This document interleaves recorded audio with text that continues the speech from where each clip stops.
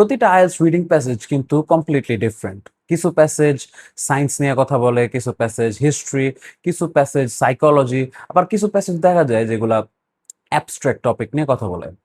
দেখা যায় topic change হওয়ার সাথে সাথে ভোক্যাব গুলোও না একটু অন্যরকম বা একটু ডিফারেন্ট মডিউলের বা ডিফারেন্ট ক্যাটাগরির ভোক্যাব এখানে ইউজ করা হয়। বাট ব্যান্ড 8+ রিডার্সরা কিন্তু এগুলা দেখলে ভয় পায় না। ওরা বেসিক্যালি প্রত্যেকটা প্যারাগ্রাফের স্ট্রাকচার আন্ডারস্ট্যান্ড করতে চায়। ওরা আন্ডারস্ট্যান্ড করতে চায় যে এই প্যারাগ্রাফটা আসলে কি বলতে চাইছে। আজকের ভিডিওতে আমরা 3টা প্যাসেজে এই সেম ফাংশনটা করব। প্রত্যেকটা প্যাসেজের প্রত্যেকটা প্যারাগ্রাফের ফাংশনগুলা নিয়ে আমরা আলোচনা করব। প্যারাগ্রাফগুলোকে কমপ্লিটলি ডাইসেক্ট করব এবং আন্ডারস্ট্যান্ড করার ট্রাই করব যে এগুলোর স্ট্রাকচারটা কি। শুরু থেকে শেষ পর্যন্ত কমপ্লিট স্ট্রাকচারটা আমরা আলোচনা করার ট্রাই করব। Hey everyone, welcome to my channel. আপনি যদি আমার চ্যানেলে নতুন হয়ে থাকেন তাহলে আমি Abrar Sabab, IELTS reading instructor, এবং এই চ্যানেলে আমরা শুধুমাত্র আইএলটিএস রিডিং নিয়েই কাজ করি।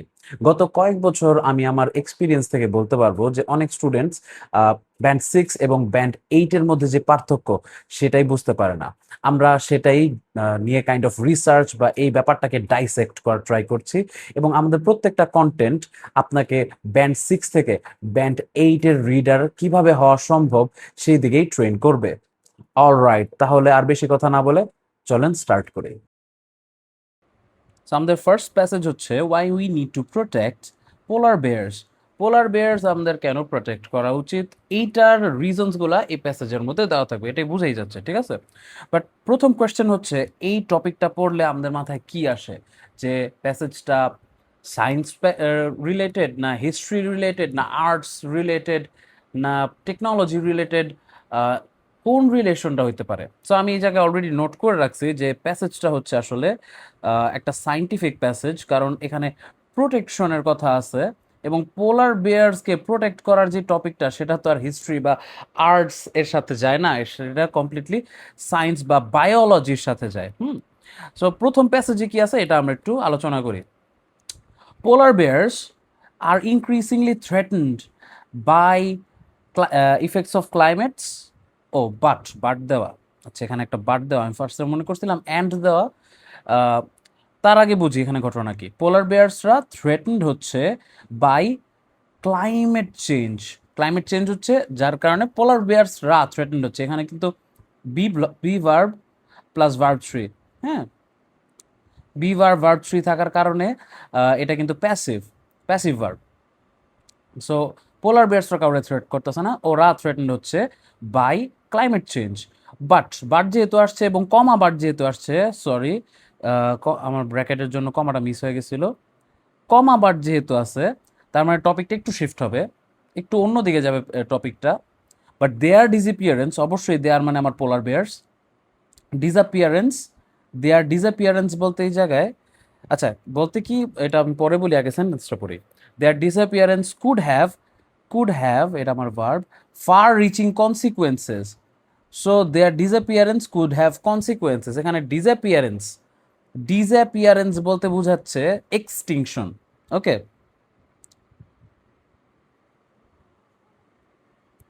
আমি এইখানে একটু লিখি।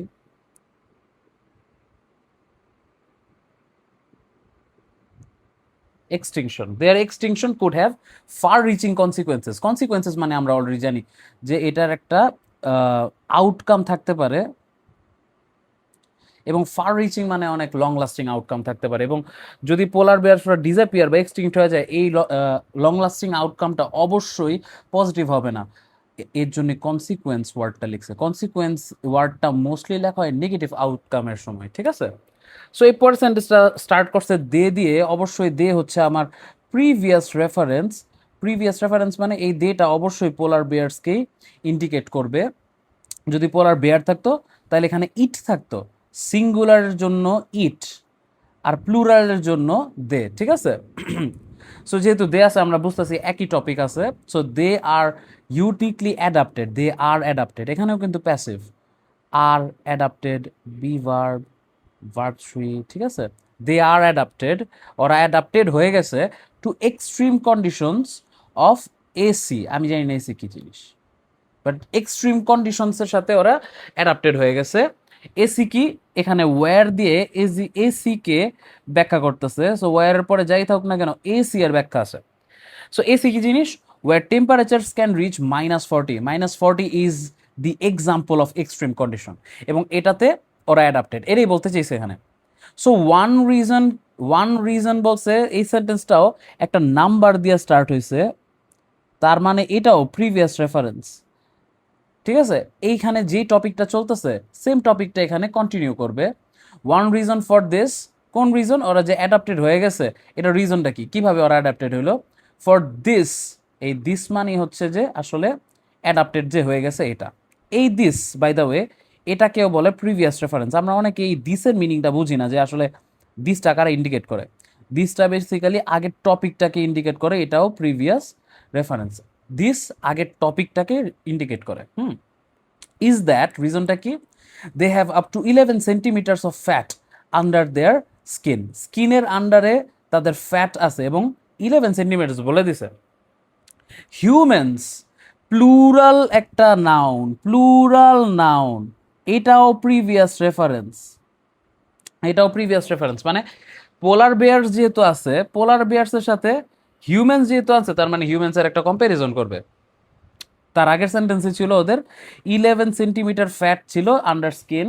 So humans with comparative, humans with comparative levels of adipose tissue, এখানে comparative levels of adipose tissue মানে 11 সেন্টিমিটার অফ ফ্যাট। কেমনে বুঝলাম? কম্পারেটিভ লেভেলস বলতে এখানে সিমিলার লেভেল বোঝাচ্ছে, similar level of adipose tissue. আমি তো জানি না অ্যাডিপোজ টিস্যু মানে কি, বাট সিমিলার লেভেল বলতে যদি 11 সেন্টিমিটার হয় অফ, অফ তার মানে পরের ওয়ার্ডটা ফ্যাট, ফ্যাটকে বুঝাইতেছে অ্যাডিপোজ টিস্যু, এটাকে বলে প্যারাফ্রেজ। ঠিক আছে, আমাদের সব ওয়ার্ডের মিনিং জানতে হবে না, এই ওয়ার্ডটাকে ডিফারেন্ট ওয়েতে এখানে লেখা হয়েছে, এটার মানে হচ্ছে প্যারাফ্রেজ করছে। would be considered obese. So humans with 11 centimeter of fat বা similar level of fat would be considered obese. মানুষের যদি স্কিনের নিচে 11 সেন্টিমিটার হয় তাহলে ওরা হবে obese. obese মানে হচ্ছে very fat, very fat, and would be likely to suffer from idea number 1 and idea number 2. They will suffer from some things. So diabetes and heart disease are two common diseases যখন হিউম্যানসরা অবিসিটিতে ভোগে। এরপর আছে yet, ঠিক এই যে বাটের মতো ফাংশনটা, এখানে যে বাটটা ছিল এটার মতোই, টপিকটা একটু চেঞ্জ হয়ে যাবে। এখানে টপিকটা কি হবে? যেহেতু পরের সেন্টেন্সে গেছে, বুঝাই যাচ্ছে যে হিউম্যানসরা সাফার করতো, ইয়েটের পরে যেই আসুক না কেন ও আর সাফার করবে না। বাট আর ইয়েটের ফাংশনই এটা, আগে যদি নেগেটিভ থাকে পরে হয় পজিটিভ, আগে পজিটিভ হলে পরে হয়ে যায় negative. So yet the polar bears, so polar bear suffer করবে না, এটা আমার prediction. Yet the polar bears experiences no such consequences. Such, such হচ্ছে আমার প্রিভিয়াস রেফারেন্স।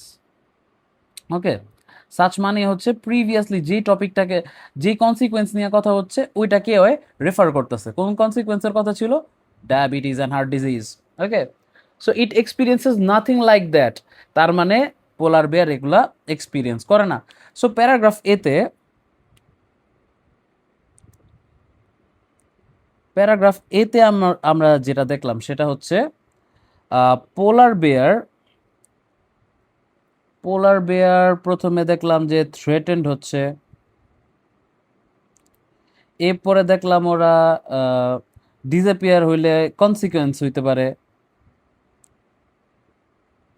এরপরে দেখলাম ওরা অ্যাডাপ্টেড হয়ে গেছে, এরপরে অ্যাডাপশনের রিজন দিছে ওই যে 11 সেন্টিমিটার ফ্যাট, ওই রিজনটা। এরপরে হিউম্যানসের সাথে একটা কম্প্যারিজন করছে, বাট এরপরে ইয়েট দিয়া বলছে যে হিউম্যানসদের 11 সেন্টিমিটার হইলে ওরা নেগেটিভ কনসিকুয়েন্স ভোগ করতো, ইয়েট পোলার বেয়ার্স কোনো নেগেটিভ কনসিকুয়েন্স ভোগ করে না। সো এই জিনিসটা আমরা দেখলাম প্যারাগ্রাফ 1-এ। প্যারাগ্রাফ 2-তে যাই, প্যারাগ্রাফ 2-তে কি বলছে? এ দিয়ে যেহেতু শুরু করছে, তার মানে আগে যেই টপিকটা ছিল এই টপিকটাকেই কন্টিনিউ করা হচ্ছে এখানে, এটাকেও বলে প্রিভিয়াস রেফারেন্স। সেন্টেন্স যদি আর্টিকেল দিয়ে স্টার্ট হয় বোঝাই যায় যে এটা আগের টপিকের সাথে কানেক্টেড। হ্যাঁ, সো বলছে এত স্টাডি বাই এই পারসন অ্যান্ড কলিগস এরা shades light on this mystery কোন মিস্ট্রি যে 11 সেন্টিমিটার ফ্যাট থাকা সত্ত্বেও কেন ওরা কনসিকুয়েন্স ভোগ করে না, এটার মিস্ট্রিটা কি? দে, এখানে দে কিন্তু আবার পোলার বিয়ার্স না ভাইয়া, এটা কিন্তু পোলার বিয়ার্স না। এই দে হচ্ছে এস এবং কলিগস, এটা তো প্রিভিয়াস রেফারেন্স, রাইট? তো ওর ঠিক আগে যারা আছে ওদেরকে নিয়ে কথা হইতেছে। So they compare, this guys compare something, কি কম্পেয়ার করছে? Genetic structure of polar bears. So polar বিয়ার্সের সামথিংকে কম্পেয়ার করছে with that of their most their closest relatives from a warmer climate, the brown bears. So they compared polar bears with brown bears. এটাই ছিল main কথা এই সেন্টেন্সের। আমি একটুকি mark করে রাখছি, subject, verb, object number 1 with object number 2, মাঝখানে দুনিয়ার উল্টাপাল্টা কথাবার্তা। ক্যামব্রিজ এটাই চায় ভাই, ক্যামব্রিজ এইটাই চায়, ওরা এইটাই করবো আপনার সাথে, আপনার কে চ্যালেঞ্জ দিব যে আমি ছোট্ট একটা সেন্টেন্সটা বড় করে দেখি যে আমার যারা স্টুডেন্টরা আছে যারা পরীক্ষা দিতেছে আইএলস, ওরা বুঝতে পারে কিনা সেন্টেন্সগুলো। তো এখানে বলছে they compare the genetic structure, এটা আমার মার্ক করা উচিত ছিল, যাই হোক। সো দে কম্পেয়ার পোলার বিয়ার্সের জেনেটিক স্ট্রাকচার উইথ ব্রাউন বিয়ার্সের জেনেটিক স্ট্রাকচার। এই যে উইথ দ্যাট অফ এটা, দ্যাট অফ এটা একই কথা। জেনেটিক স্ট্রাকচার কথাটাকে এখানে আরেকবার বলতে চায় নাই, কারণ ওরা তো অনেক ইন্টেলিজেন্ট, ওরা ইচ্ছা করে এটাকে প্যারাফ্রেজ করছে। সো দ্যাট দিয়ে ওরা এটাকে প্যারাফ্রেজ করছে, আমরা এটাকে বলি প্রিভিয়াস রেফারেন্স। আচ্ছা কলমটা চেঞ্জ হয়ে গেছে, যাই হোক। দিস, এখন দিস মানে কি? এখন দিস মানে হচ্ছে ওই যে আমরা আগেও দেখছিলাম যে দিস কই জানি, এই যে এই দিস মানে দেখছিলাম যে ওরা একটা টপিককে ব্যাখ্যা করে। সো ওরা এখন টপিকটাকে ব্যাখ্যা করতেছে, কোন টপিকটাকে? এই যে ওরা কম্পেয়ার যে করছে এই টপিকটাকে এখন ব্যাখ্যা করতেছে। এই পুরো টপিকটাকে একটা ওয়ার্ডে ওরা কম্প্রেস করে ফেলছে, দিস অ্যালাউড দেম, মানে এই কম্প্যারিজনটা অ্যালাউড দেম, মানে ওই যে এল and colleagues, them to determine the genes that have allowed polar bears to survive. ওরা এই কম্প্যারিজনটা করে বের করতে পারছে যে কোন জিনটা, উইচ জিন পোলার বেয়ারদের অ্যালাউ করছে টু সার্ভাইভ, কারণ ওরা অ্যাডাপ্টেড হয়ে গেছে, অ্যাডাপ্ট করা মানে survive in one of the toughest environments. এখানে one of the toughest environments বলতে এক্সট্রিম কন্ডিশনস ছিল না, এই এক্সট্রিম কন্ডিশনসকে আবার প্যারাফ্রেজ করে এখানে টাফেস্ট এনভায়রনমেন্টস বলছে। আই হোপ এটা আমরা বুঝতে পারছি। Then L and colleagues found, ওরা আবার কি ফাইন্ড করছে? সো ওরা একটা জিনিস ডিটারমাইন করছে এবং একটা জিনিস ফাইন্ড করছে। কি ফাইন্ড করছে? The polar Beers had a জিন, ওই যে এই জিনসটাকেই ব্যাখ্যা করছে আসলে কোন জিনটা। সো ডিটারমাইন যে করছে, ডিটারমাইনটাকে আবার ফাউন্ড দিয়া ব্যাখ্যা করছে, একই কথাই। আগে ছিল টপিক, এখন হচ্ছে এক্সাম্পল দিয়া বলতেছে যে কি জিনিসটা আসলে। জিন নোন অ্যাজ এটা, এখন তো এটা আমি জানি না এটা কি, এটার ব্যাখ্যা এখানে সুন্দর মতো দিয়ে দিছে, উইচ রিডিউসেস লেভেলস অফ এল, আমি জানি না এল কি, কিন্তু এখানে এম ড্যাশ আর্টিকেল দিয়ে ব্যাখ্যা করছে। সবসময় মনে রাখবেন এই এম ড্যাশ আর্টিকেল মানে হচ্ছে এক্সটেনশন, এর আগে যে টপিকটা থাকে এটাকে ব্যাখ্যা করা হচ্ছে এম ড্যাশ আর্টিকেলের কাজ, এখানেই বলা আছে। সো এলডিএল হচ্ছে একটা ব্যাড কোলেস্ট্রলকে রিডিউস করতে পারে। আমি আবার পড়ি, বলছে found polar Beers had a জিন উইচ রিডিউসেস ব্যাড কোলেস্ট্রল। এটাই হচ্ছে মেইন কথা, ব্যাড কোলেস্ট্রল রিডিউস করা দেয়। ফ্যাট বেশি থাকুক না কেন, ব্যাড ফ্যাট নাই, ব্যাড কোলেস্ট্রল নাই, বাট ইন হিউম্যানস, হ্যাঁ আবার comparison, humans mutations of this gene are associated with increased risk of heart disease. বাবা, যদি জিনটা হিউম্যানসের মধ্যে মিউটেট করে দেওয়া হয়, মিউটেট করা মানে হচ্ছে গিয়া আমাদের ডিএনএর মধ্যে যদি এটা এই জিনটাকে পুশ করে দেয়, এটাকে মিউটেশন বলে। হ্যাঁ, মিউটেশন মানে চেঞ্জ করা, আর এখানে মিউটেশন বললেই বুঝবেন যে কারো ডিএনএ চেঞ্জ করা হচ্ছে। মিউটেশন ওয়ার্ডটাই হচ্ছে ডিএনএ চেঞ্জ করা, এ বায়োলজিক্যাল একটা ওয়ার্ড, ঠিক আছে? এছাড়া অন্যান্য ক্ষেত্রে ইউজ করা, বাট মোস্টলি এটাই। মিউটেশনস অফ দিস জিন in humans R associated with increased heart disease. আপনি যদি হিউম্যানসদেরকে এটা মিউটেট করেন, হিউম্যানসদের হার্ট ডিজিজ হয়ে যাবে। সো পোলার বিয়ার্স দেয়ারফর একটা রেজাল্ট রিলেটেড ইন্ডিকেটর, তো আমরা বুঝতেছি এখানে একটা রেজাল্ট দিবে কি, therefore be an important study model to understand heart disease in হিউম্যানসের হার্ট ডিজিজের জন্য polar bears are important study model. এটা একটা চমৎকার কথা বলছে। সো আমরা প্যারাগ্রাফ বিতে কি দেখলাম,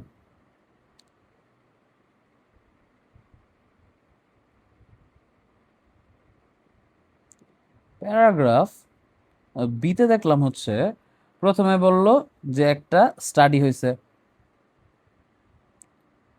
স্টাডিতে ওরা যেটা করছে ওইটার একটা ব্যাখ্যা করছে, compare polar bear with brown bear, এই জিনিসটা করছে। দেন কম্পেয়ার করে কি পাইছে, ডিটারমাইন করছে যে জিন যেটা পোলার বেয়ারদের সার্ভাইভ করতে হেল্প করে। এখন ওই ডিটারমাইন মানে তো ফাউন্ড নাকি, ডিটারমাইন মানে তো ফাউন্ড, কি ফাউন্ড করছে, যে ওদের একটা আসলেই জিন আছে যেটা রিডিউস করে ব্যাড কোলেস্ট্রল, আমি একটু ডট ডট দিয়ে লিখলাম। দেন বলছে রিডিউস করে, এবং হিউম্যানসে আবার হিউম্যানসের সাথে কম্পেয়ার করছে, হিউম্যানস এটা যদি হিউম্যানসদের দেওয়া হয় তাহলে ওরা মরে যাব, as in increased risk of heart disease.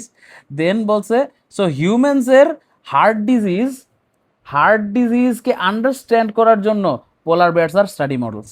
So polar bears are study models, ঠিক আছে। সো এই জিনিসগুলো আমরা এখানে দেখলাম, এই জিনিসগুলো নিয়ে আলোচনা করা হয়েছে।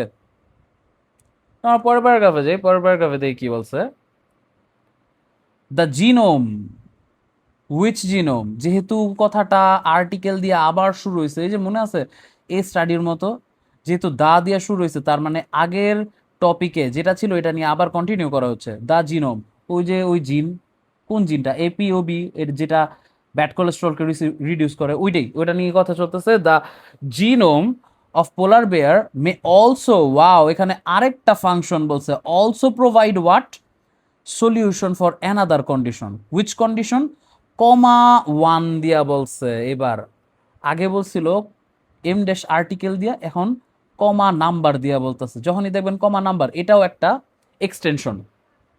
যে অ্যানাদার সলিউশনটা আসলে কি এটার ব্যাখ্যা দিছে এখানে, one that particularly effects our older generation, ও আমি জানি না ও আসলে কি, কিন্তু এটা ওল্ডার জেনারেশনকে এফেক্ট করে। দিস দিস মানে যে ও, দিস ইজ এ ডিজিজ, যাক ব্যাখ্যা দেওয়া শুরু করছে, were bones show reduced density, তার মানে বোন ডেন্সিটি রিডিউস হয়ে যায়, ওই ডিজিজটাকে বলে ও। আবার ইউজুয়ালি কজড বাই, ও আচ্ছা, কারণটা কি, কিভাবে কজ করে এটা বলছে, insufficient exercise idea number one, reduced calcium intake idea number two, or food starvation, তিনটা আইডিয়া বলছে। Bone tissue is constantly being remodelled, মানে চেঞ্জড, আসলে এনে ওয়ার্ডটা অনেক কঠিন বলছে, কিন্তু বোন টিস্যু ইজ চেঞ্জড, এখানে কিন্তু বেসিক্যালি আবার সেম ভার্ব ইউজ করছে, ওই যে are being L Y threatened, is L Y being verb three, এটা কিন্তু বেসিক্যালি যে be verb plus verb three, passive, basically. Bone কাউরে রিমডেল করতেছে না, বোন টিস্যুকে রিমডেল করা হচ্ছে, হ্যাঁ, এটা হচ্ছে প্যাসিভের ফাংশন। এখানে দেখেন কমা ভার্বা এনজি আছে, কমা ভার্বা এনজির ফাংশনও হচ্ছে এক্সটেনশন। এই যে আমরা যেখানে দেখলাম না এক্সটেনশন, এটাও আরেকটা এক্সটেনশন, কমা ভার্বা এনজি। কি বলছে, মিনিং দ্যাট বোন is added or removed depending on nutrient availability and the stress that বোন ইজ আন্ডার। এখানে অনেক বড় একটা কথা বলছে, বেসিক্যালি এখানে বোন রিমডেল কি জিনিস, বোন রিমডেল হচ্ছে বোন অ্যাড করা বা বোন রিমুভ করা, depending on idea number one and idea number two. আমার এত আইডিয়া লাগবে না। সো বেসিক্যালি আমি বুঝলাম যে এখানে ওরা একটা কনসেপ্টের উপস্থাপন করছে, বোন টিস্যুকে রিমডেল করা। আচ্ছা, ফিমেল পোলার বিয়ার্স, হুট করে ফিমেল পোলার বিয়ার্স আসলে আমি বুঝলাম না কই থেকে, বাট হাউ এভার দিয়ে যেহেতু বলছে, তার মানে আগে যেই টপিকটা ছিল যেটা নিশ্চয়ই ওল্ডার জেনারেশনরা সাফার করতো, however female polar bear ওটা সাফার করে না, এটা আমার prediction. However, but, yet, ওর কাজই এটা, আগে যে টপিক থাকে ওটার অপোজিট একটা টপিককে নতুন একটা সাবজেক্ট দিয়া ব্যাখ্যা করা হয়, ঠিক আছে? সো ফিমেল পোলার বিয়ার্স বলতেছে they undergo extreme conditions during every pregnancy. তার মানে ওদের এক্সট্রিম কন্ডিশনের আন্ডারগো করতে হয়। কোন ক্ষেত্রে এক্সট্রিম কন্ডিশন? অবশ্যই এবং অবশ্যই বোন এর ক্ষেত্রে, কারণ আমাদের এই প্যারাগ্রাফের টপিকটাই হচ্ছে বোন বোন বোনের ক্ষেত্রে এক্সট্রিম কন্ডিশনে আন্ডারগো করতে হয়। ওয়ান্স অটম কামস, এখানে ওয়ান্স অটম কামস বলতে ওরা ওই সিচুয়েশনের কথা ব্যাখ্যা করতেছে যখন প্রেগনেন্সি ওদের কনসিভ করা হয়। ওদের সিজন থাকে, মানুষের যেমন সিজন থাকে না, ওদের সিজন থাকে, ঠিক না? So once autumn comes around, this females মানে কোন females? Female polar bears. This কিন্তু প্রিভিয়াস রেফারেন্স দিস, দে, এই জিনিসগুলা প্লুরাল টপিককে বা প্লুরাল সাবজেক্টকে রেফার করে, আগের প্লুরাল টপিক বা সাবজেক্টকে রেফার করে। This females dig maternity dens মানে হচ্ছে যে গর্ত, in snow and will remain there throughout the winter, both before and after the birth of their cubs. ওই যে কাবস মানে হচ্ছে সন্তানের জন্মর আগে এবং পরে ওরা ওইখানেই রিমেইন করবে, বিশেষ করে during the winter, through out the winter, through out the winter মানে হচ্ছে কমপ্লিট উইন্টার, শুরু থেকে একদম শেষ পর্যন্ত। দিস প্রসেস, বাবা দিস প্রসেস মানে কোন প্রসেস? প্রেগনেন্সি, সাব্বাস। দিস মানে হচ্ছে টপিককে ব্যাখ্যা করা হয়, আমরা অলরেডি জানি, এটাও প্রিভিয়াস রেফারেন্স। তো এখানে টপিকটাই তো pregnancy, right? This process results results in about 6 months of fasting, মানে 6 months ওরা কিছু খায় না। ওকে, 6 months যদি কিছু না খায় তাহলে ওদের বোনস, এই যে আমরা যে প্রিডিক্ট করলাম হাউএভার দিয়া, বোনসের হয় না কেন? এই জিনিসটা একটু মিস্টিরিয়াস না? চলেন একটু কিছুক্ষণের মধ্যে এটা বলবে। Were were female bears have to keep themselves and their cubs alive, ভার্বা এনজি, ওরা এই সিচুয়েশনে নিজেদের এবং তাদের কাবসদের অ্যালাইভ রাখে। কেমনে? এটার ব্যাপারেই এই যে ভার্বা এনজি দিয়ে এক্সট্রা একটা ইনফরমেশন দিছে, এটাকে বলে extension. Depleting their own calcium and calorie reserves, দুইটা জিনিস ডিপ্লিট করার মাধ্যমে। হ্যাঁ, ডিপ্লিট করা মানে হচ্ছে ক্ষয় করা, নিজেরটা ক্ষয় কইরা নিজেরা তো বাঁচাই, কাবরেও বাঁচায়। ডিসপাইট দিস, এরপরেও, এটাও একটা হাউএভার রিলেটেড, মানে বাট রিলেটেড কথা, but their bones remain strong and dense. আমি আগেই বলছিলাম, হাউএভার দেখেই বলছিলাম যে ঘটনা টপিকটা আমার এটাই। ওল্ডার জেনারেশনের যেহেতু বোন এর রিডিউস ইন ডেন্সিটি হয়, ওদের বোন ডেন্সিটি স্ট্রং অ্যান্ড ডেন্স থাকবে, এবং এটাই হইছে। এখন আমরা দেখি প্যারাগ্রাফ সিতে আসলে কি দেখলাম। প্যারাগ্রাফ সিতে সবার আগে বলছে যে ওল্ড জেনারেশনের বোন প্রবলেম, পরে বলছে ফিমেল পোলার বেয়ার্স রে ইন্ট্রোডিউস করা হয়েছে এবং ওদের প্রেগনেন্সির টপিক আনছে। এরপর প্রেগনেন্সি এর সিনারিও বা প্রসেসকে ব্যাখ্যা করছে, এবং ultimately despite this female polar বেয়ার্সের ওই বোন প্রবলেমটা হয় না। ফিমেল পোলার বেয়ার্সের বোন প্রবলেমটা হয় না, এটা ব্যাখ্যা করা হয়েছে, এবং মাঝখানে একটা হাউএভার ছিল, আমি এটা আর বলি নাই, ঠিক আছে? তো একটা সিচুয়েশন ব্যাখ্যা করছে এই জায়গায়, ব্যাখ্যা করে বলছে ফিমেল পোলার বেয়ার্সের এই প্রবলেমটা আসলে হয় না। সো আমরা পরের প্যারাগ্রাফে যাই, দেখি পরের প্যারাগ্রাফে কি বলছে। সাইকোলজিস্টস প্লুরাল নাউন মানে হচ্ছে এই টপিকটার ব্যাপারে। এখন হয়তো আমার এখানে ফিমেল পোলার বেয়ার নাও আসতে পারে, কিন্তু টপিক কিন্তু আমরা দুইটা পাইছি, একটা বোন প্রবলেম, আরেকটা ছিল দিস মিস্ট্রি, ওই যে 11 সেন্টিমিটার ফ্যাট থাকলে হার্ট প্রবলেম। আমি এটা হার্ট প্রবলেমটা লিখি নেই, স্টাডি মডেলস ফর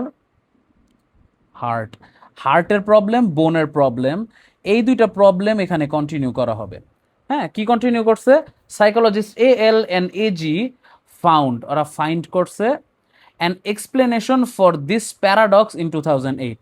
ও আচ্ছা, এখানে দিস প্যারাডক্স বলতে এই যে দেয়ার বোন রিমেইন স্ট্রং এন্ড ডেন্সের কথাই বলছে, বোন প্রবলেম নিয়েই শুধু কথাটা এখানে চলতেছে। So they discovered that pregnant bears, যে ফিমেল পোলার বেয়ার্সের কথা বলছে, তার মানে হার্টের কথা এখানে নাই, এখানে বোনের কথাই আছে। Pregnant bears were able to increase the density of their bones. ও, ওরা ইনক্রিজ করতে পারে, এই কথাটা আমরা এই যে বোন টিস্যু ইজ বিং রিমডেলড এই জায়গায়ও দেখছিলাম, যেখানে বোন অ্যাড এবং রিমুভ করা সম্ভব, অ্যাড এবং রিমুভ করা সম্ভব, এই জিনিসটা ওরা করে। Polar pregnant bears were able to increase their density of their bones before they start to build their dens. আচ্ছা, বিফোর প্রেগনেন্সি, সোজাই সব, বিফোর প্রেগনেন্সি ওরা বোন ডেন্সিটি ইনক্রিজ করতে পারে। এবং ইন এডিশন মানে হচ্ছে এই আইডিয়াটাকে আবার ফার্দার ব্যাখ্যা করা, সরি, এই আইডিয়ার ব্যাপারে আরো একটা আইডিয়া দিছে, আইডিয়ার ব্যাপারে টপিকের ব্যাপারে একটা আইডিয়া দিছে। ইন এডিশন 6 months লেটার, ওই যে 6 months যে ওরা না খেয়ে থাকে, ফাস্টিংয়ে থাকে, 6 months লেটার কি হয়, 6 months later when they finally emerge from dens, এই যে ডেন থেকে বের হয়ে আসে, যে ফাইনালি যখন come out, emerge from dens মানে come out from their dens with their cub, there is no evidence of significant loss of density, কারণ ওরা তো আগেই ইনক্রিজ করে ফেলছে এবং ইনক্রিজটারে ওরা ডিপ্লিট করে করে নিজেদের এবং তাদের কাবসদেরকে সাপ্লাই করছে, এবং আলটিমেটলি দেখা যায় there is no density loss. আগে যেমন ছিল, পরে ইনক্রিজ করছে, পরে ওটা ডিপ্লিট করে একই লেভেলে চলে আসছে। কি চমৎকার। এইচ, ও এইচ না, আমি ফার্স্টে ভাবছিলাম এটা কোনো নাউন বা নাম। হাইবারনেটিং ব্রাউন বেয়ার্স, হাইবারনেট করা মানে হচ্ছে ঘুমানো, অনেক লম্বা টাইম ঘুমানো, আমি সায়েন্সের স্টুডেন্ট তো তাই আমি এটা জানি। So hibernating brown bears do not have this capacity, which capacity, এই যে বোন ডেন্সিটিকে ইনক্রিজ করা, বেসিক্যালি বোন রিমডেল করার ক্যাপাসিটি ব্রাউন বেয়ার্সের নাই, and must therefore resort to major bone reformation, তার মানে ওদের বোন রিফর্মড হয়ে যায়। তার মানে এখানে কম্প্যারিজন চলতেছে ব্রাউন বেয়ার্স এবং প্রেগনেন্ট পোলার বেয়ার্সের মধ্যে, যেখানে প্রেগনেন্ট পোলার বেয়ার্সের কোনো চেঞ্জ হয় না, কিন্তু ওদের চেঞ্জ হয়, ওদের রিফরমেশন হয়ে যায়। রিফর্ম হওয়া মানে হচ্ছে গিয়ে একদম কমপ্লিট চেঞ্জ হয়ে যাওয়া। ইফ, যেহেতু ইফ দিয়ে কথাটা বলছে, তার মানে টপিকটা আমার কন্টিনিউ করতেছে, কারণ কানেক্টর দিয়ে কথা স্টার্ট হইলে কথাটা কন্টিনিউ করে, এটাকেও বলে previous reference. If the mechanism of bone remodeling in polar bears can be understood, many bedridden humans and even astronauts could potentially benefit. আচ্ছা, তার মানে এইখানেও বোন এর জন্য, বোন রিমডেলিং এর জন্য পোলার বেয়ার্সকে স্টাডি মডেল হিসেবে দাঁড়া করানো হইতেছে। তার মানে এই প্যারাগ্রাফটায়, প্যারাগ্রাফ ডিতে কি পাইলাম,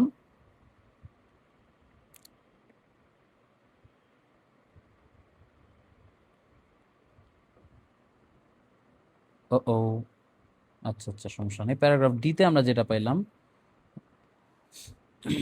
যে প্রথমে ওরা সাইকোলজিস্ট বা একটা টেস্ট করছে, আহ, নতুন একটা স্টাডি করছে, এবং স্টাডিতে ওরা কি ডিসকভার করছে,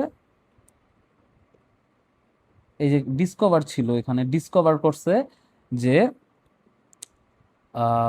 প্রেগনেন্ট বেয়ার্স বা প্রেগনেন্ট পোলার বেয়ার্স, ওরা বোন ডেন্সিটি ইনক্রিজ করে নেয়। সো আফটার প্রেগনেন্সি বোন ডেন্সিটি সেমই থাকে, কোনো চেঞ্জ হয় না। দেন দেখলাম কম্পেয়ার করছে কার সাথে, ব্রাউন বেয়ার্সের সাথে, কিন্তু ব্রাউন বেয়ার্সের এই অ্যাবিলিটিটা নাই, দ্যাটস ওয়াই ওদের বোন রিফর্ম করে ফেলে, আমি ওয়ার্ডটা লিখলাম না, রিফর্ম করে। এবং লাস্টে বলল যদি ওদের এই জিনিসটা আন্ডারস্টুড করা যায়, দেন হিউম্যানস বেনিফিটেড হবে। এবং কোন টপিকে, বোনের রিসার্চের জন্য ওরা স্টাডি মডেল হবে। এই কথাটা ওই আগে হার্টের জন্য বলছিল, বোনের জন্য আলাদা করে বলে নাই, কিন্তু এটা যদি আন্ডারস্টুড হয় পিপল বেনিফিটেড হবে, তার মানে বনের জন্য ওরাই পোলার বেয়ার্সই স্টাডি মডেল। তার মানে পোলার বেয়ার্সকে প্রোটেক্ট করার জন্য আমরা দুইটা আইডিয়া পেয়ে ফেললাম, হার্ট ডিজিজ এবং বোন ডিজিজ। এই দুইটার জন্য proper study model, ideal model হচ্ছে পোলার বেয়ার্স। ঠিক আছে, আমরা পরের প্যারাগ্রাফে যাই, এই পরের প্যারাগ্রাফে কি বলছে, medical benefits of polar bear. তার মানে এই প্যারাগ্রাফে মেডিকেল বেনিফিটস এর কোনো কথা আছে। Polar bear for humanity, medical benefits of polar bear for humanity certainly have their importance in our conservation efforts. আচ্ছা, but these should not be only factors taken into consideration. এখানে আহামরি কোনো কথা বলে নাই। এখানে যা বলছে আগের টপিকটাকেই বলছে, আগের টপিকে যা চলছে ওইটা তো ইম্পর্টেন্ট, তার সাথে এই ফ্যাক্টরসগুলোর সাথে আরও অন্যান্য কিছু আছে, এই কথাটাকেই ব্যাখ্যা করছে। We tend two want to protect animals, আমাদের একটা টেন্ডেন্সি আছে যে আমরা ওই সব অ্যানিমালসকে প্রোটেক্ট করতে চাই we think that are intelligent and possess emotions such as elephants and primates, তো আমরা ওদেরকে প্রোটেক্ট করতে চাই। Bears on the other hand seem to be perceived as stupid and in many cases violent, তো যেহেতু ওরা স্টুপিড অ্যান্ড ভায়োলেন্ট, আমাদের tendency যে আমরা ওদেরকে প্রোটেক্ট করব না, কারণ আমরা প্রোটেক্ট করি ইন্টেলিজেন্ট এবং ইমোশন আছে এদের। ওরা হচ্ছে উল্টা, স্টুপিড মানে নো ইন্টেলিজেন্ট, নট ইন্টেলিজেন্ট, আর ভায়োলেন্ট মানে ওই রকম ইমোশন ওরা পজেস করে না। ইমোশন বলতে মানে হচ্ছে ইন্টেলিজেন্ট ইমোশন, মানে ইন্টেলিজেন্টলি ইন্টারাক্ট করতে পারে এমন। ভায়োলেন্ট তো আর ইন্টেলিজেন্টলি ইন্টারাক্ট করা না, অ্যাটাক করাকে বলে ভায়োলেন্স। অ্যান্ড ইয়েট, এখানে একটা টপিক চেঞ্জ হবে যে আমরা যে বেয়ার্সকে এটা ভাবি, এইটাই টপিকটা এখন চেঞ্জ করবে, আমাদের পার্সপেক্টিভটা এখন চেঞ্জ করবে।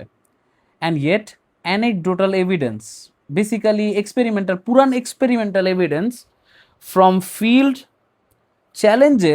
চ্যালেঞ্জেস দোজ অ্যাজামশনস, যে প্রিভিয়াস অ্যাজামশনকে, কোন অ্যাজামশন, ওরা যে স্টুপিড এবং ভায়োলেন্ট এই অ্যাজামশনকে চ্যালেঞ্জ করছে, তার মানে এটাকে চেঞ্জ করবে। কমা ভার্ব আইএনজি, টপিক আরও এক্সটেন্ড করতেছে, এটাকে বলে extension. Suggesting for example that polar Beers have good problem solving abilities, এই তো টপিক আসছে, গুড প্রবলেম সলভিং অ্যাবিলিটি ওদের মধ্যে আছে, এটার মানে হচ্ছে ওরা স্টুপিড না। এ মেল বেয়ার কল্ড, এটা তার মানে এখন এ দিয়া যেহেতু শুরু হয়েছে, গুড প্রবলেম সলভিং অ্যাবিলিটি এর একটা এক্সাম্পল এখানে দেওয়া হবে। এ মেল বেয়ার কল্ড এটা, ইন এটা, এখানে একটা প্রসেস ব্যাখ্যা করা হবে এবং আলটিমেট গোল হচ্ছে গুড প্রবলেম সলভিং অ্যাবিলিটি যে ওর আছে এই জিনিসটা ব্যাখ্যা করা। আমি একটু স্কিমিং করতে চাই, যেহেতু আমি জানি এটা এক্সাম্পল এরিয়া, আমি জানি একটু স্কিম করব। মেল বেয়ার্স কল এটা even observed using a tool to manipulate environment, ওরা টুল ইউজ করছে এনভায়রনমেন্ট ম্যানিপুলেট করার জন্য। দা দিয়া যেহেতু বলছে ওই একই কথাকে আবার বলবে, the bear used a tree branch, এই ট্রি ব্রাঞ্চ মানে হচ্ছে ওই যে টুল টু ম্যানিপুলেট, যে manipulate occasions to dislodge a piece of meat hung out of its reach, or রিচের বাইরে একটা মিট ছিল ওইটারে ডিসলজ মানে ফালাই দেওয়ার জন্য, নকডাউন করার জন্য ট্রি ব্রাঞ্চ ইউজ করছে as a tool. Problem solving ability, এইটাই হচ্ছে ওর প্রবলেম সলভিং অ্যাবিলিটির একটা উদাহরণ। হ্যাজ অলসো বিন উইটনেসড, আচ্ছা এখানে আরেকটা উদাহরণ দিছে, অলসো মানে হচ্ছে আরেকটা উদাহরণ দিছে। In wild polar bears, although not obviously as জিজি, ওর মতো অবভিয়াস না বাট স্টিল ওয়াইল্ড পোলার বেয়ারটার মতো, ওয়াইল্ড পোলার বেয়ারটারও প্রবলেম সলভিং অ্যাবিলিটি আছে। এ ক্যালকুলেটেড মুভ, যেহেতু আর্টিকেল দিয়ে স্টার্ট হয়েছে, এই টপিকটাকেই ব্যাখ্যা করা হইতাছে ওয়াইল্ড পোলার বেয়ার্সের ক্ষেত্রে। Move by a male bear, ওই যে ওয়াইল্ড বেয়ারটাকেই মেল বেয়ার লাগছে, involved running and jumping on two barrels in an attempt to get to a photographer standing on a platform. এইখানে দুইটা এভিডেন্স দিছে, দুইটা এক্সাম্পল দিছে, যার মাধ্যমে বোঝা যাচ্ছে যে পোলার বেয়ারটা প্রবলেম সলভ করতে পারে। সো এই টপিকে প্যারাগ্রাফ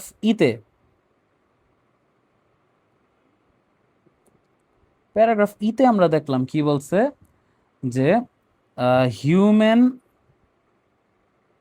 একটা অ্যাজাম্পশন আছে পোলার বেয়ারের ব্যাপারে, কিন্তু yet দিয়া কন্ট্রাস্ট করে বলছে হিউম্যান অ্যাজাম্পশন ইজ রং, এবং হিউম্যান অ্যাজাম্পশন যে রং এটার দুইটা এক্সাম্পল দেওয়া হয়েছে, একটা হচ্ছে অলসো এর আগে আর একটা হচ্ছে অলসো এর ওই যে অলসো সহ সেন্টেন্স এটা ঠিক আছে। আমার আসলে গলা শুকিয়ে গেছে, আমার একটা আসলে ব্রেক নেওয়া উচিত এখন আমি মনে করি। 10 সেকেন্ডের ব্রেক। সো নেক্সট প্যারাগ্রাফে দেখা যাচ্ছে স্টার্ট করছে ইন আদার স্টাডিজ দিয়ে। ইন আদার স্টাডিজ, যেহেতু ইন আদার স্টাডিজ বলছে তার মানে আগের টপিকটার সাথে কন্টিনিউ করে আদার স্টাডিজে কি কি বলা হয়েছে এই জিনিসটা বলছে, সাচ অ্যাজ ওয়ান বাই এই পারসন, আই এম সরি মানে একটু গ্লিচ দেখা গেছে, পারসন ইন এত, তার মানে স্টাডিটা কার দ্বারা হয়েছে এবং কত সালে হয়েছে এটা বলছে। Polar bear showed deliberate and focused manipulation. আমরা একটু আগেও দেখছি যে ওরা ম্যানিপুলেট করার ট্রাই করছিল, কোথায় জানি ইন্টেলিজেন্ট না গুড প্রবলেম সলভিং এই টপিকটাতেই ম্যানিপুলেট করছিল, টুল টু ম্যানিপুলেট এনভায়রনমেন্ট। হ্যাঁ, এই ম্যানিপুলেট টপিকটা আসলে ওরা ইন্টেলিজেন্সের সাথে জুড়ে দিতে চাইতেছে, এটাই বোঝা যাইতেছে। তো ইন্টেলিজেন্সের আরেকটা উদাহরণ হিসেবে ওরা ম্যানিপুলেশন বা ডেলিবারেট অ্যান্ড ফোকাস ম্যানিপুলেশন ওয়ার্ডটাকে নিয়ে আসছে। ফর এক্সাম্পল এখানে তার মানে আরেকটা ব্যাখ্যা দিচ্ছে, যেমন আমরা একটু আগে দেখছিলাম 2 এক্সাম্পলস দিছে, এখানে দেখা যাচ্ছে আরেকটা এক্সাম্পল। সো টোটাল 3 এক্সাম্পলস দেওয়া হয়েছে যে হিউম্যান অ্যাজাম্পশন আসলে রং, তার মানে ওরা আসলে ইন্টেলিজেন্ট। কি বলছে একটু দেখি। For example, a observe bears putting objects in piles and them knocking them over in what appear to be a game. তার মানে ওরা গেম এর মতো করে অবজেক্টসকে পাইলস করা মানে হচ্ছে স্ট্যাক করা আসলে, ঠিক আছে। অনেকে আবার ডেলিবারেট আর ফোকাসডের মিনিং জানে না, ফোকাসডের মিনিং জানলেও ডেলিবারেটের মিনিং জানে না। ডেলিবারেট মানে হচ্ছে উইলিংলি, মানে ইচ্ছাকৃতভাবে, ঠিক আছে, উইলিংলি করা কোনো কিছুকে। And then knocking them over in what appear to be a game. What appear to be মানে হচ্ছে সিমিলার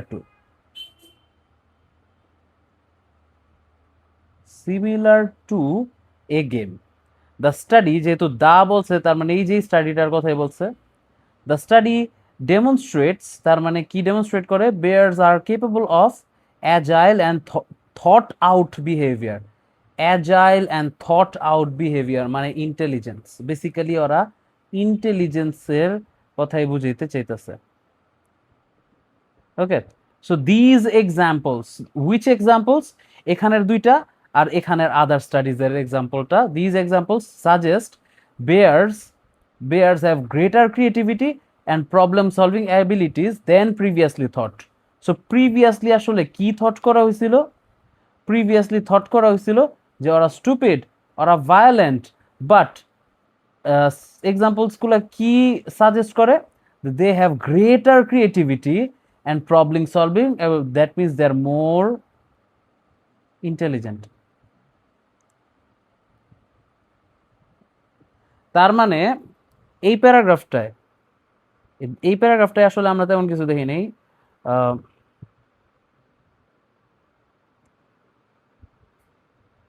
প্যারাগ্রাফ এফ এ আমরা যেটা দেখলাম সেটা হচ্ছে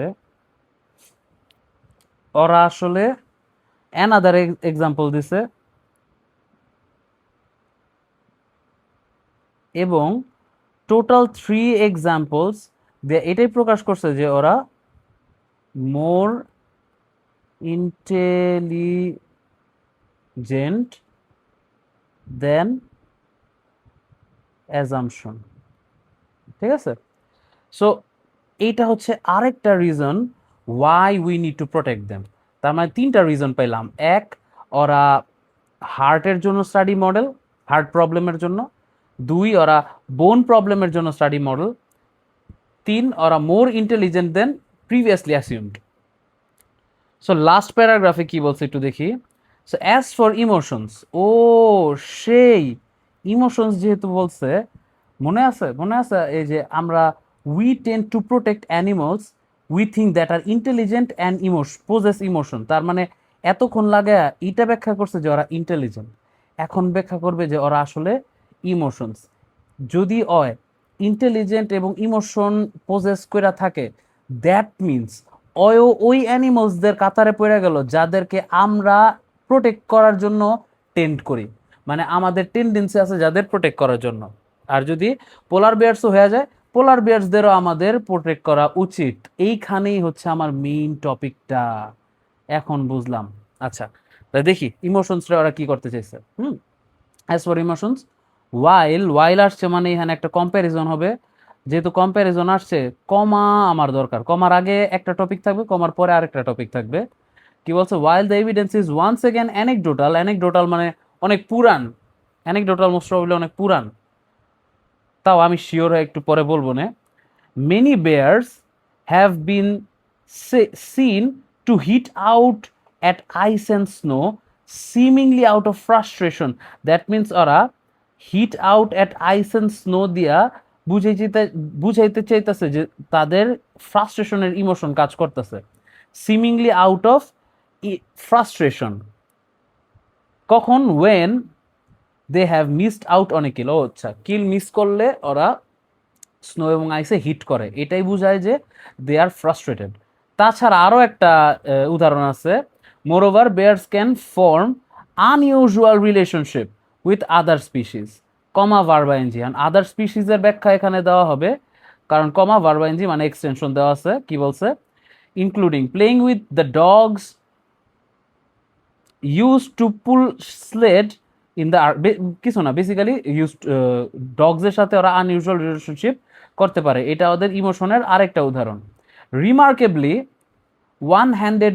one hand raised polar bears called A has formed a close relationship with her owner MD to the point they even swim together. এখানে remarkably দিয়ে আরেকটা উদাহরণের কথা বলছে, আরেকটা আনইউজুয়াল রিলেশনশিপের কথা বলছে, যে ওর ওনারের সাথে, আগেরটা ছিল ডগের সাথে, এখন ওনারের সাথে রিলেশনশিপ বিল্ড করছে। This is even more astonishing since, মানে এখানে কিন্তু বিকজ কজ দিছে, কারণ কেন astonishing, cause polar bears are known to actively hunt humans in the wild. যারা অ্যাক্টিভলি হান্ট করে, ওরা ওনারের সাথে ক্লোজ রিলেশনশিপ আবার সুইমও করে। This thing is very astonishing. ঠিক আছে, সো এই প্যারাগ্রাফটায় আমরা বেসিক্যালি যেটা দেখলাম সেটা হচ্ছে যে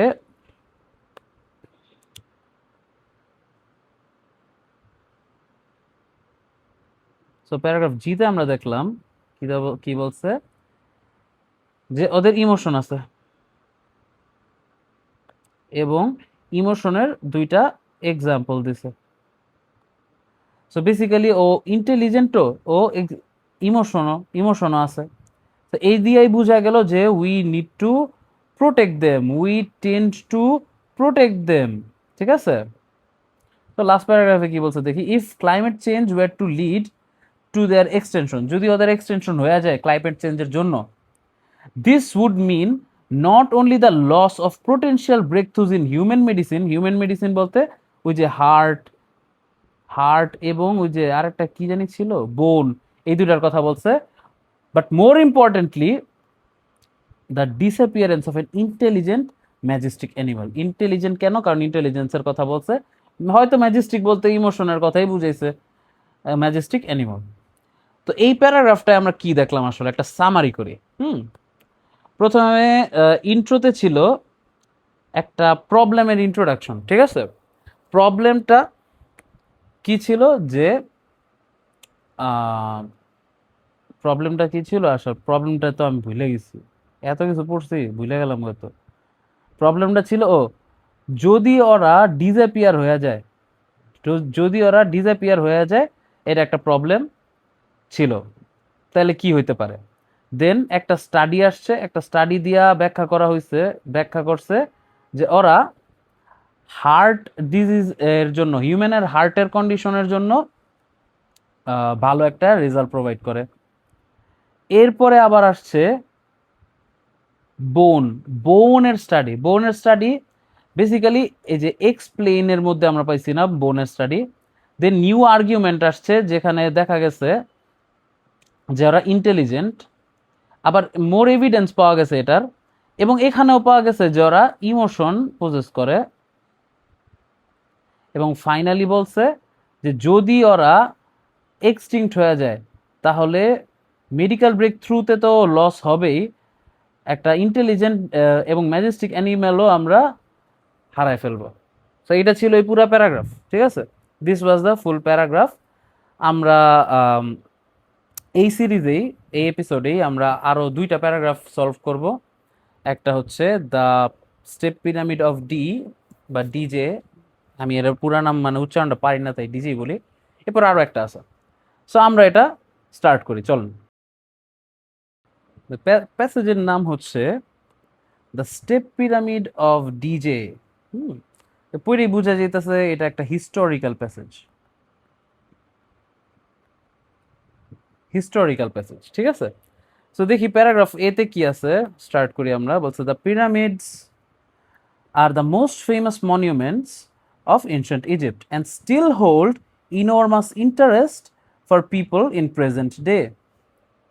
তো এটা একটা সিগনিফিকেন্স ব্যাখ্যা করছে এই সেন্টেন্সে। পরের সেন্টেন্স স্টার্ট করছে দিজ দিয়ে। দিজ হচ্ছে ওই যে প্রিভিয়াস রেফারেন্স, একটু জুম করি, একটু বড় করি। প্রিভিয়াস রেফারেন্স এর কাজ হচ্ছে আগের টপিকটাকে এক্সপ্লেইন করা। So these grand impressive tributes to the memory of Egyptian kings have become linked with the country. কোন কান্ট্রি? অবশ্যই ইজিপ্ট, অবশ্যই Egypt. Even though other cultures such as Han এবং Ten also built pyramids.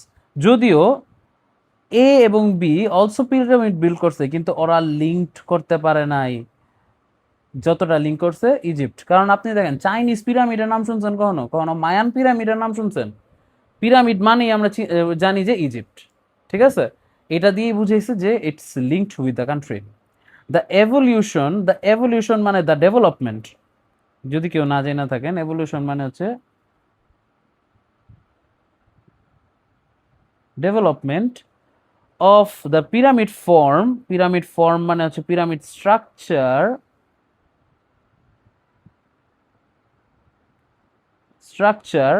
has been written and argued. It's been written and argued for over centuries. However, তার মানে কোন একটা topic আছে যেটা নিয়ে রিটেন এবং আর্গিউ মানে আর্গুমেন্ট নাই। স্ট্রাকচারের রেভলিউশন নিয়ে আর্গুমেন্ট আছে, কিন্তু কি নিয়ে নাই এটা আমার দেখতে হবে। দেয়ার ইজ নো কোয়েশ্চেন, এই যে no argument, that as far as Egypt is concerned it began with one monument to one king by one brilliant architect, এবং যার নাম হচ্ছে the step pyramid of D at S. So paragraph এতে আমরা কি পাইলাম?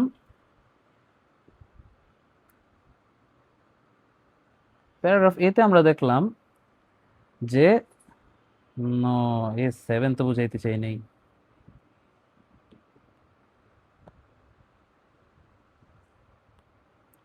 মাঝে মাঝে আমার কথা শুনে না। যাই হোক, এটা A7 না, এটা হচ্ছে একটা অ্যারো। এখন কি বুঝাইতে চাইছে, চলেন আমরা দেখি কি বুঝাইতে চাইছে। বলছে যে পিরামিডস আর সিগনিফিকেন্ট, বিশেষ করে Egyptian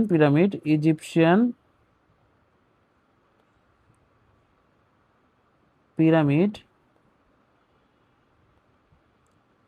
these are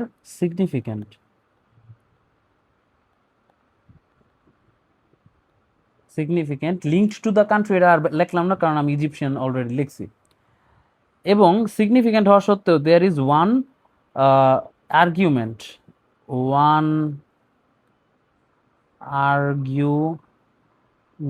about the development, এবং however no argument about the step pyramid। এটা নিয়ে কোনো আর্গুমেন্ট নাই যে it all started, it began with.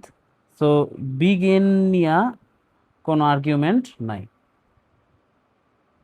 এই ছিল প্যারাগ্রাফ এতে। ওকে, সো প্যারাগ্রাফ বিতে যাই, দেখি প্যারাগ্রাফ বিতে কি বলছে। DJ was the first king of third dynasty of and also the first to build in stone. So he was the first person যে স্টোন দিয়ে বিল্ড করছে। আদার প্রিভিয়াস ওর আগের কিংস গুলো অন্য কিছু দিয়ে বিল্ড করতো। প্রায়র টু ডি, এই তো গুড। প্রায়র মানে previously, before. Before D is Rin. Rin মানে কি? রিন মানে হচ্ছে রুলিং টাইম। রিন মানে রুলিং পিরিয়ড। রুলিং টাইমই লিখলাম, পিরিয়ড আর লিখলাম না, জায়গা কম। Before D is ruling time, tombs. Tombs মানে কি জানেন? টুমস মানে হচ্ছে কবর। কবর কি লিখবো? কবরের ইংলিশ কি? Grave, grave. টুমস মানে grave. So graves were rectangular monuments made of clay bricks, তার মানে ওর আগে ক্লে এর ইউজ ছিল, which covered underground passages where deceased person was buried. Deceased person মানে হচ্ছে dead. Dead person was buried. For reasons which remain unclear, মানে unclear reasons A these main official whose name is I conceived of building a taller, more impressive tomb for his king by, একটা process ব্যাখ্যা করতে যেতেছে by দিয়া, যে প্রসেসের মাধ্যমে এবং ওই টলার এবং ইমপ্রেসিভ গ্রেভ বানাইছে by stacking stone slabs on top of another, progressively making them smaller to form the shape now known as step pyramid.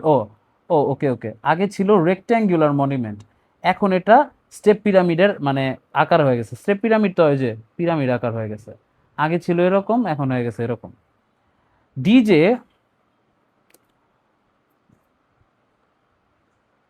sorry DJ is thought to have reigned for 19 years. ও 19 years rule করছে, এটা মানুষ চিন্তা করে। It is thought to have, এখানে দেখেন একটা ঘটনা করছে। D is thought to have, is thought. D কিন্তু চিন্তা করে না, যেহেতু ইজ থট মানে বি ভার্ব প্লাস ভার্ব 3, তার মানে ওর ব্যাপারে চিন্তা করা হয়, এটাকে বলে প্যাসিভ। ডি এর ব্যাপারে ভাবা হয়, ডি এর ব্যাপারে ভাবা হয় টু হ্যাভ রিন্ড, রিন করছে। রিন করা মানে আমরা অলরেডি জানি রুল করছে, রুলিং টাইম ছিল ওর 19 ইয়ার্স, বাট তার মানে 19 ইয়ার্স আসলে না, এখানে অন্য কিছু হইতে পারে। দেখি কি বলছে, কেমনে বলছে কথাটাকে। Some historians and scholars attribute to a much longer time, তার মানে আসলে 19 ইয়ার্স না, আরো বেশি টাইম। owing to his owing to the number and size of monuments he built, এখানে দেখেন owing to আসছে কমা ভার্ব এনজি দিয়া, কমা প্লাস ভার্ব এনজি, এটাই হচ্ছে এক্সটেন্ডেড কথা। মাচ লঙ্গার টাইম যে বলছে, কেন much longer time? Owing to মানে বিকজ অফ, ঠিক আছে? বিকজ অফ নাম্বার এবং সাইজ, যেই নাম্বার এবং যেই সাইজের পিরামিড বিল্ড করছে, এটা 19 বছরের বেশি সময় লাগছে। সো এখানে কিন্তু বেশি টপিক আসলে দুইটা, যা বুঝলাম। সো প্যারাগ্রাফ বিতে কি দেখলাম একটু এটা নিয়ে আলোচনা করি।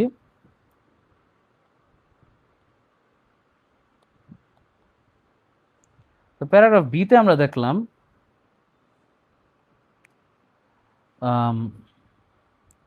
যে Djoser was the first king যে স্টোন দিয়া বানাইছে, তার আগে সবাই ক্লে ইউজ করত। আগে টমস ওয়ার রেক্ট্যাঙ্গুলার,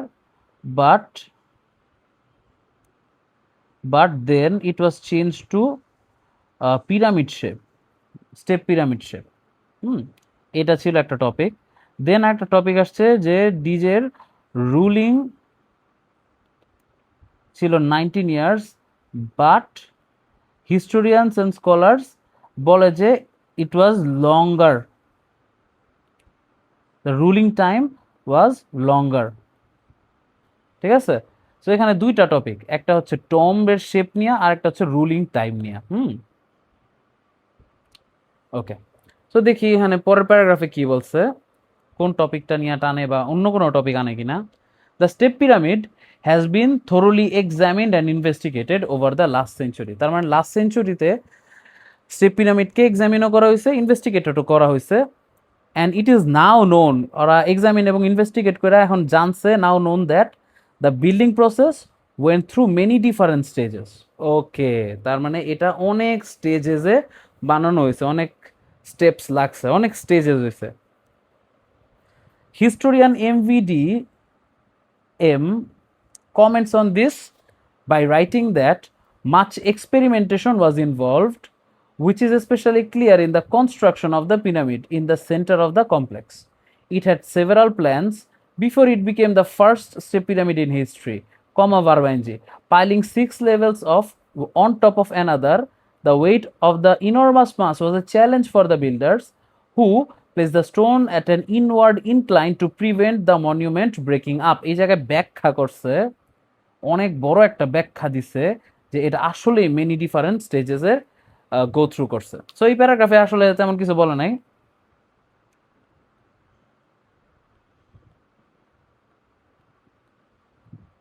সো এই প্যারাগ্রাফে আমরা যেটা দেখলাম সেটা হচ্ছে যে ইট ওয়েন্ট মেনি স্টেজেস, দেন একজন পার্সন, হিস্টোরিয়ান আর কি, হিস্টোরিয়ান এটাকে ডেসক্রাইব করছে কেমনে? এক্সপেরিমেন্টেশন, মাচ এক্সপেরিমেন্টেশন ছিল, which is clear in the center of the complex. It had several plans. এই যে much experimentation মানে several plans before it became the first pyramid, Varvanji, piling 6 levels on top of another. The weight of the enormous mass was a challenge for the builders, who placed the stones at an inward incline. তো এইটারে আসলে ব্যাখ্যা করছে যে অনেকগুলা step এর মাধ্যমে এইটাকে বানানো হয়েছে, অনেক এক্সপেরিমেন্ট করা লাগছে এই স্টেপ পিরামিডকে বানাইতে। তো পরেরটায় যে দেখি ডিতে কি বলছে। D, when finally completed. আচ্ছা, তার মানে বেসিক্যালি এটা আসলে construction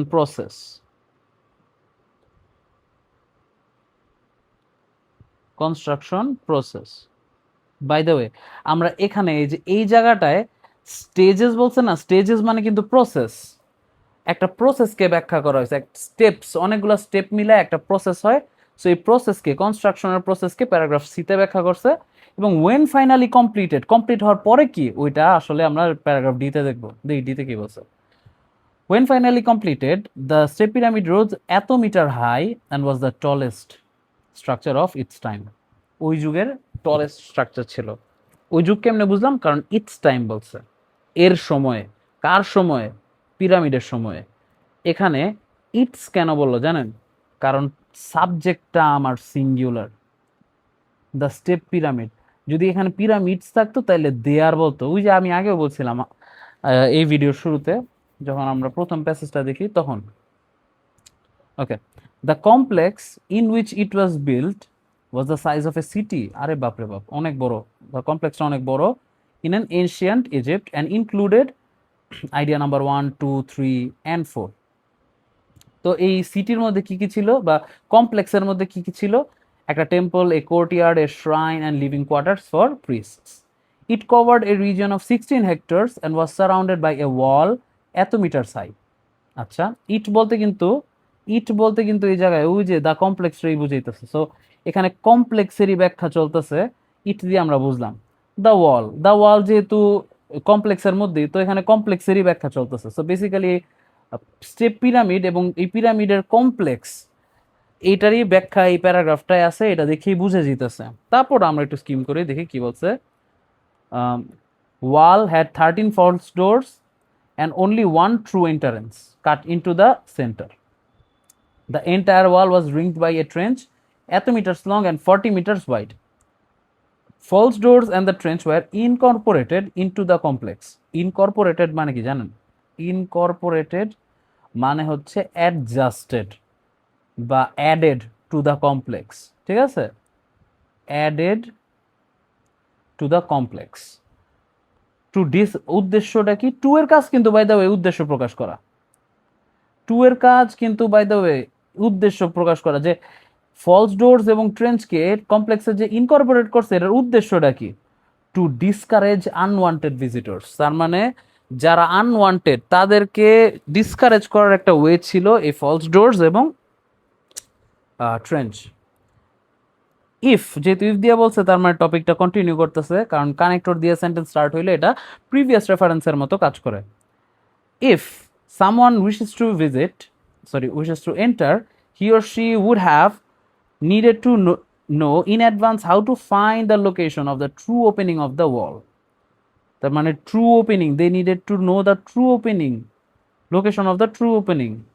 DJ was so proud of his accomplishment that he broke the tradition of only having his own name on the monument and had I's name carved on the wall as well.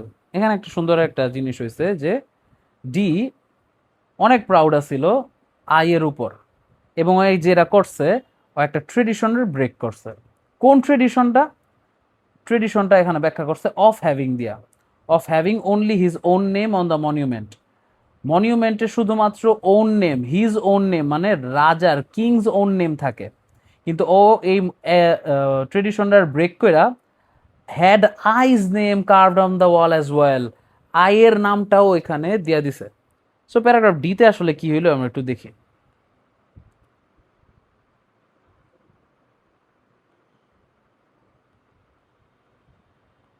Paragraph ডিতে যেটা হয়েছে সেটা হচ্ছে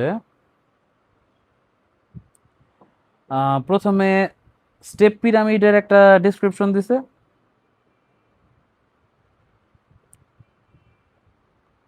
step pyramid কমপ্লিশনের description দিছে, দেন description দিছে কমপ্লেক্সের। এই যে দ্য কমপ্লেক্স এখান থেকে শুরু করে দ্য ওয়াল পর্যন্ত, এই পর্যন্ত ছিল কমপ্লেক্সের ডেসক্রিপশন। এরপরে একটা লাস্টে কথা বলছে যে হিজ নেম প্লাস আইজ নেম, এই দুইটাকে ওই কার্ভ করে দিছে। কার্ভ করে দিছে মানে ওই যে পিরামিডটা এত প্রাউড ছিল যে ও নিজের নাম প্লাস আই এর নাম দুইজনের নাম এখানে কার্ভ করে লেখা দিছে।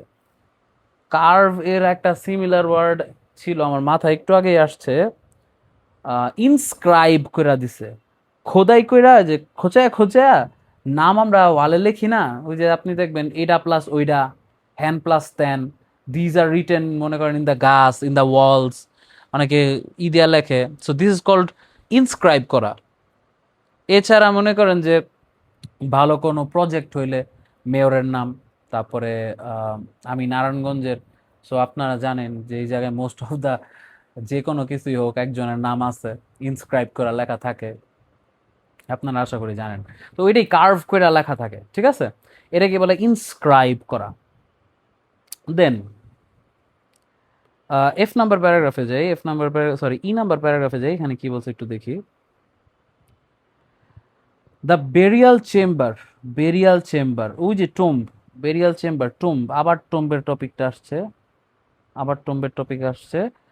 অফ দ্য টুম্ব তো বলাই আছে, tomb where the king's body was laid to rest, যেখানে কিংস বডিকে কবর দেওয়া হয়েছিল, was dug beneath the base of the pyramid, comma verb 3, এই তো জোস একটা জিনিস, কমা প্লাস ভার্ব 3, এটাও কিন্তু একটা এক্সটেনশন। এখানেও বিনিথ দ্য বেস এর ব্যাপারে আরো এক্সটেনশন দেওয়া আছে, surrounded by vast maze of long tunnels that had rooms off them to discourage robbers.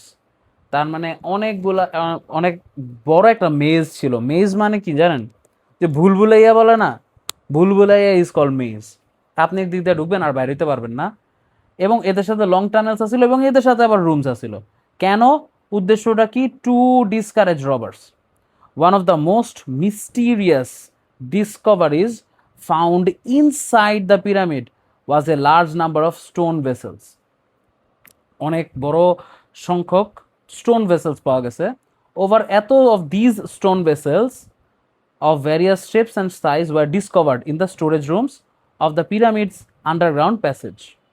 দে, এখানে দে বলতে কিন্তু কোনো পার্সনকে বোঝায় না, এখানে দে বলতে ওই যে প্লুরাল নাম্বার অফ ভেসেলস এর কথা বুঝাইছে।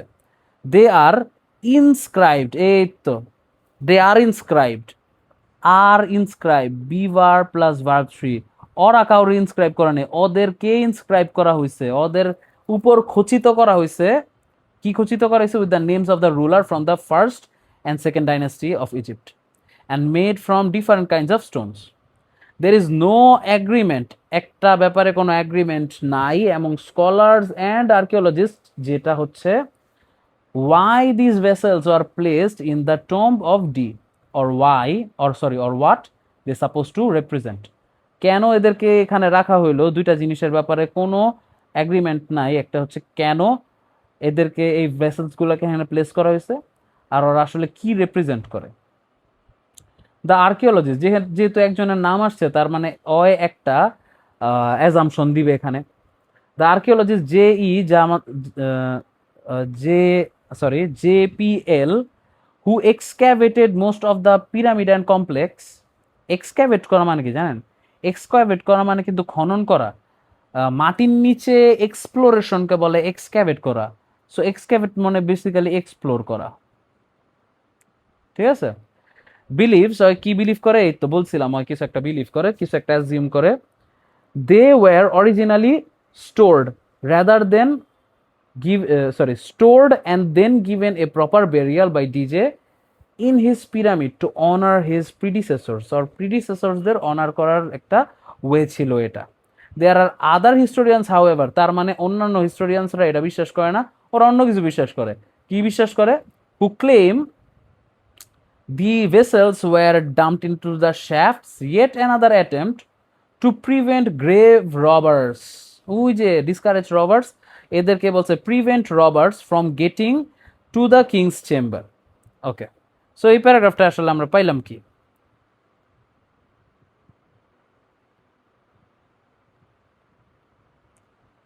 তো ই নাম্বার প্যারাগ্রাফে বেসিক্যালি বলতে চাইছে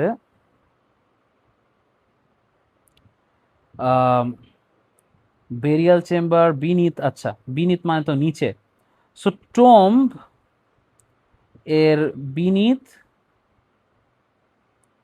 ছিল কিংস বডি, এবং ইনসাইড ছিল vessels. Beneath and inside, beneath এবং ইনসাইডে কি কি ছিল বেসিক্যালি। দেন ভেসেলস এর ফাংশন কি ছিল এটা নিয়ে ডিসএগ্রিমেন্ট,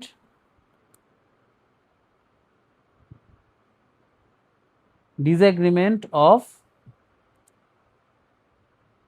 ভেসেলের ফাংশন, বা হ্যাঁ ফাংশনই বললাম, ভেসেলের আসলে উদ্দেশ্যটা কি আছে, ফাংশনই বললাম। ফাংশন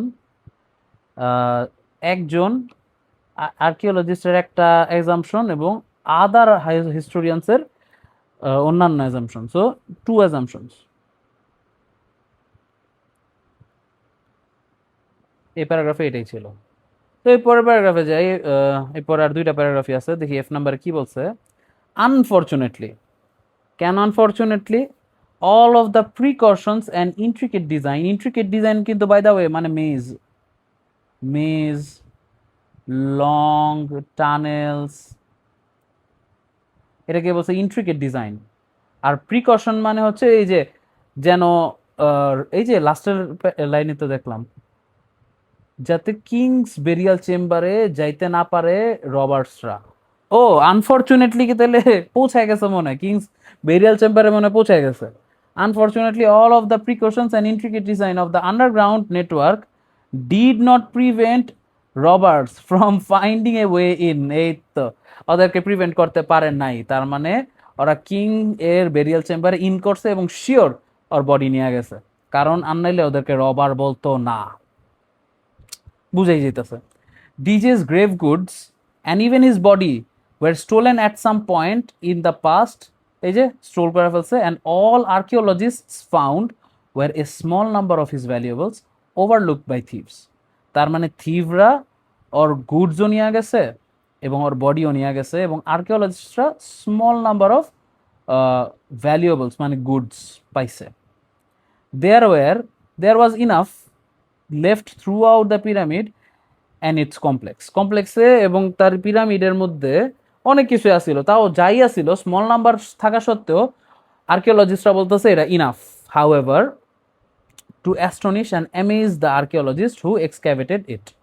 সো প্যারাগ্রাফ এফ এ আমরা যেটা বুঝলাম,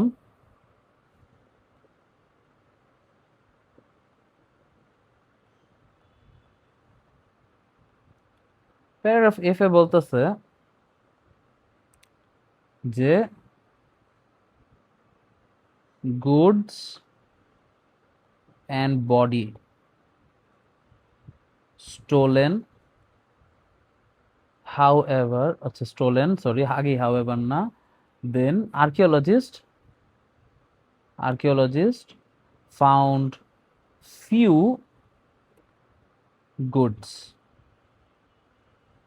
but মানে however এই যে however but it was enough to astonish and amaze এই কথাটাই বলছে এফ এ। তো জিতে কি বলছে একটু দেখি, জিতে লাস্টে কি বললো, ইজিপ্টোলজিস্ট এই নাম আমি জীবনও শুনিনি, মানে এই ওয়ার্ডটা আমি জীবনও শুনিনি, আমি জানি না কি, বাট কি বলছে এটা আমার মেইন, ওর নাম দিয়েও আমার কিছু আসা যায় না।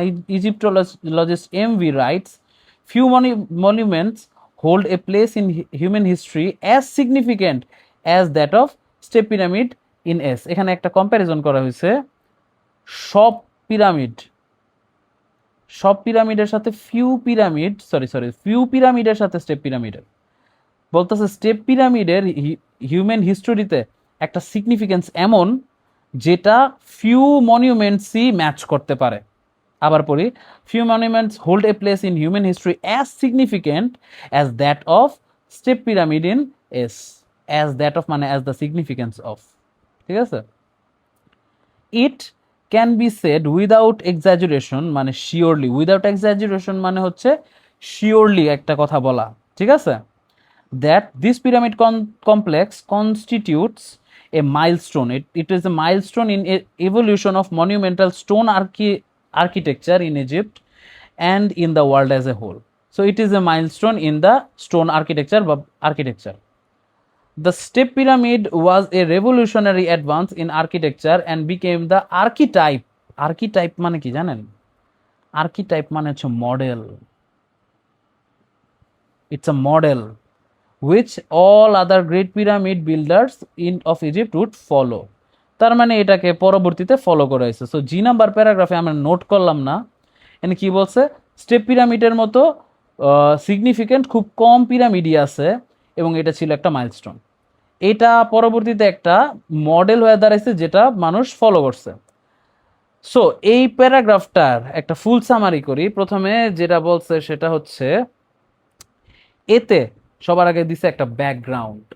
ব্যাকগ্রাউন্ডের মানে হচ্ছে কি জানি ব্যাকগ্রাউন্ড দিল, ও ইজিপশিয়ান পিরামিড সিগনিফিকেন্ট কেন, একটা আর্গুমেন্ট ছিল এটা ডেভেলপমেন্ট নিয়ে এবং নো আর্গুমেন্ট ছিল এটার বিগিনিং নিয়ে, ঠিক আছে।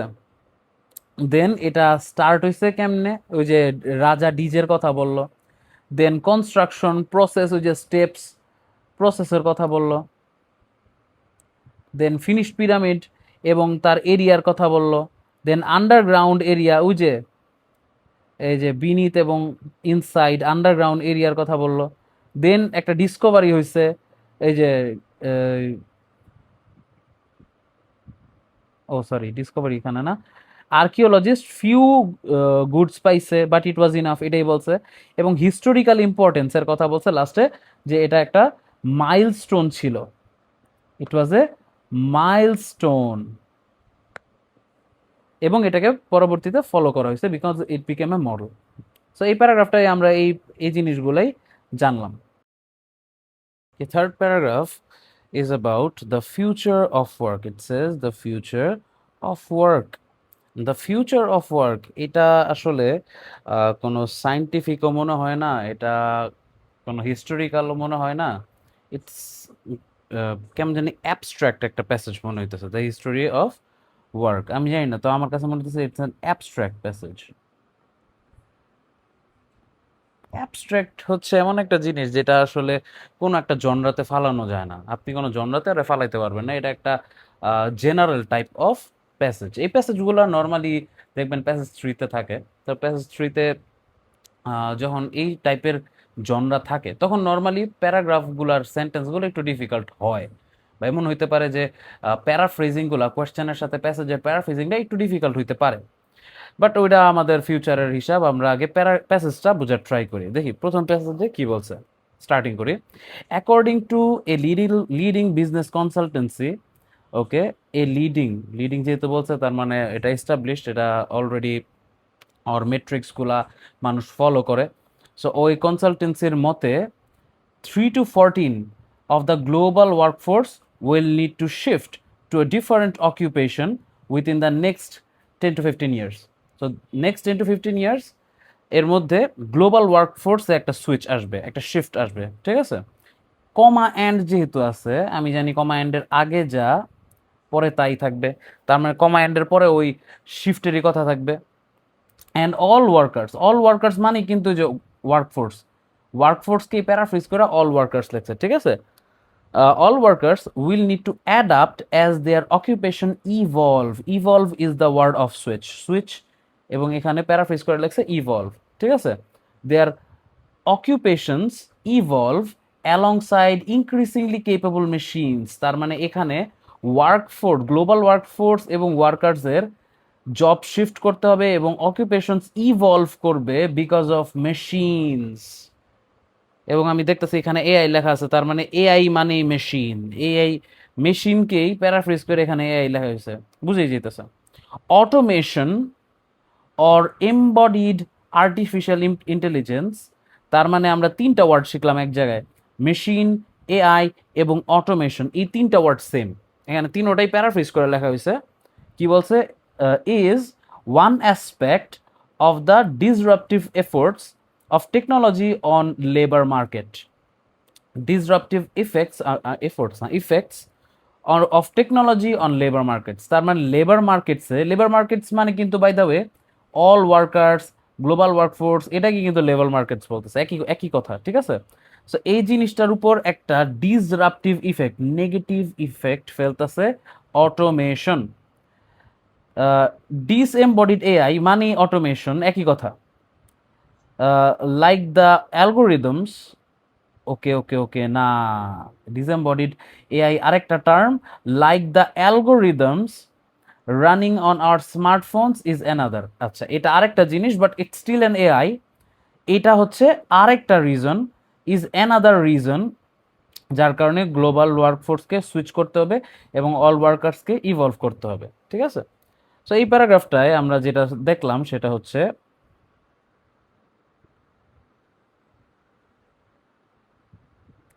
প্যারাগ্রাফ এতে আমরা দেখলাম যে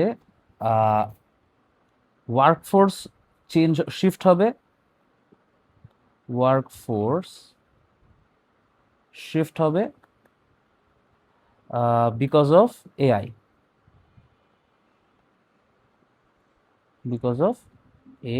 বেসিক্যালি এটাই বলছে, আর কিছু না, আর তেমন কিছু এই প্যারাগ্রাফটার মধ্যে নাই। পরের প্যারাগ্রাফে বলছে doctor SP from a school, business school believes, তো একজন পার্সন আসছেন, উনি ডক্টর, তার মানে উনি একজন এক্সপার্ট। সো এক্সপার্টস বলতেছেন যে she believes that some of the most fundamental changes, এখানে মোস্ট ফান্ডামেন্টাল চেঞ্জেস বলতে কিন্তু ওয়ার্কফোর্স এবং চেঞ্জেস বলতে কিন্তু সুইচের কথাই বুঝেছে, এই একই টপিক, হ্যাঁ, এগুলা কি প্যারাফ্রেজ বলে, একই টপিকই ডিফারেন্ট ওয়েতে বলার চেষ্টা করছে। Some of the most fundamental changes are happening as a result of, মানে এই জিনিসটা যে চেঞ্জেসগুলো যে হচ্ছে এটার কারণটা কি? দ্য অ্যালগোরিদমেশন অফ জবস, মেন কথা হচ্ছে অটোমেশন অফ জবস, একই কথা।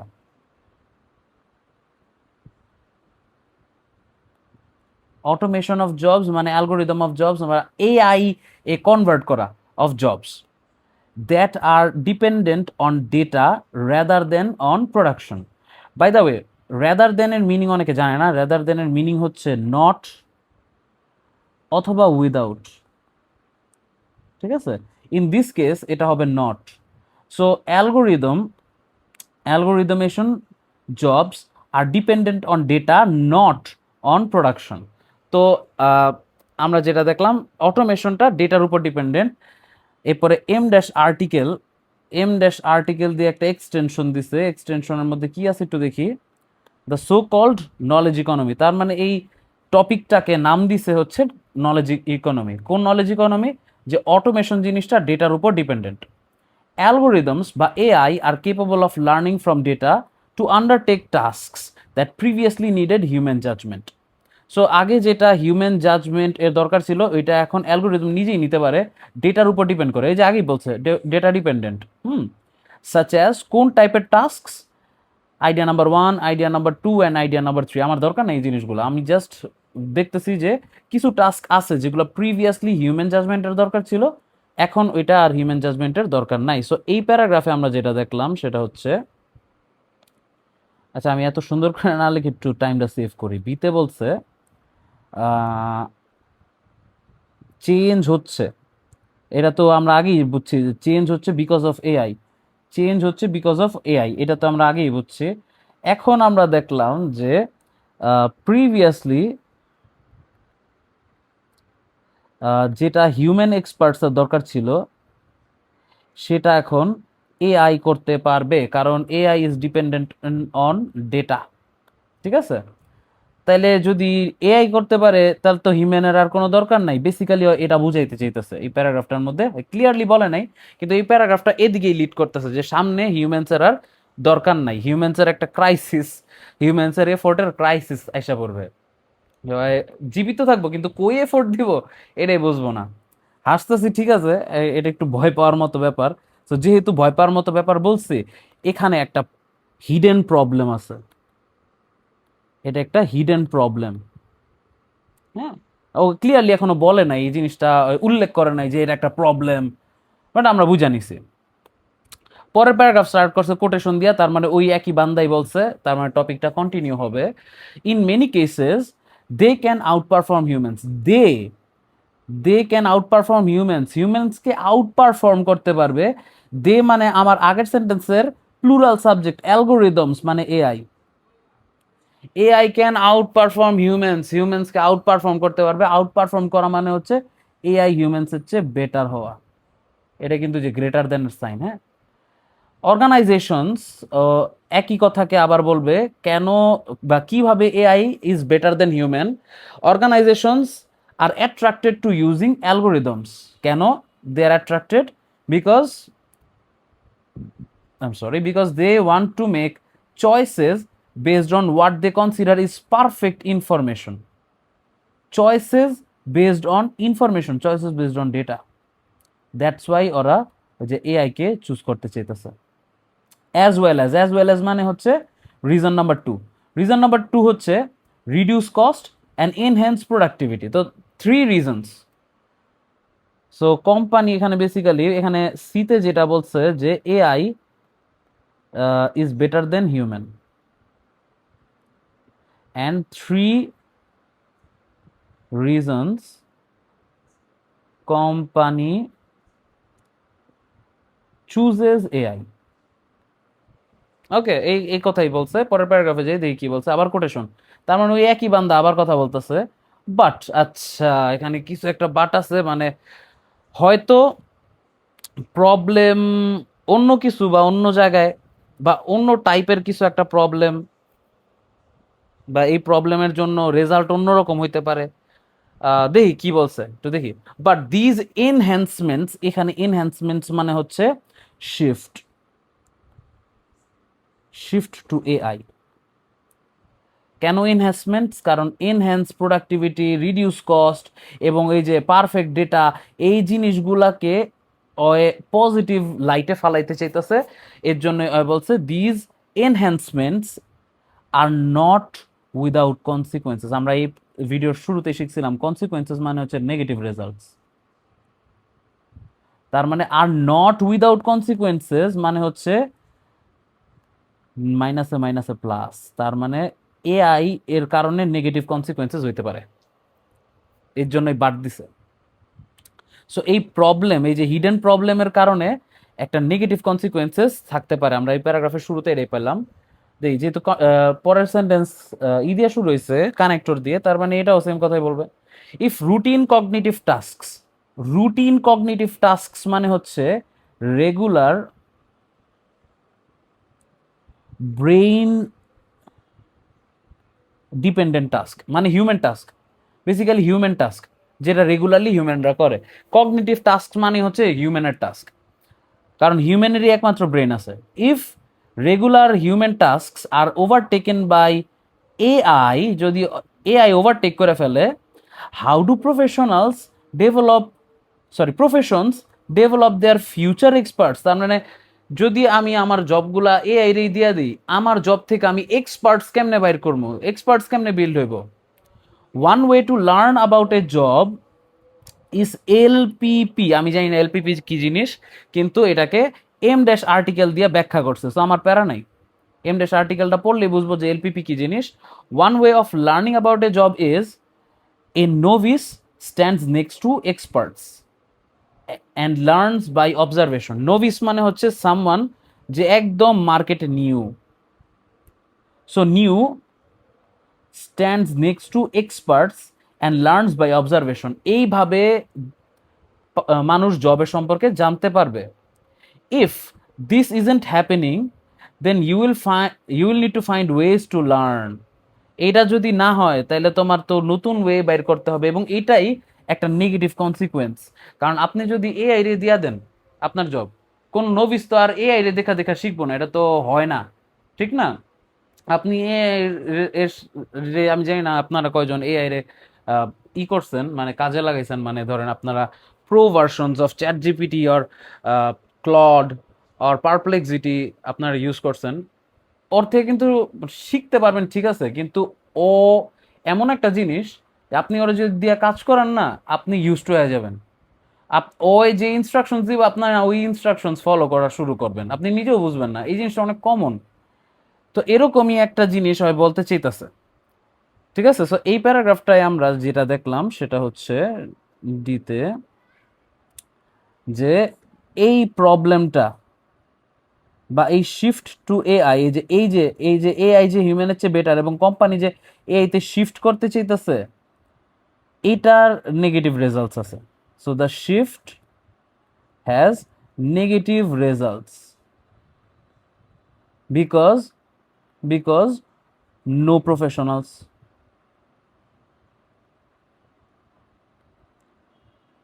কোনো প্রফেশনালস তৈরি হবে না।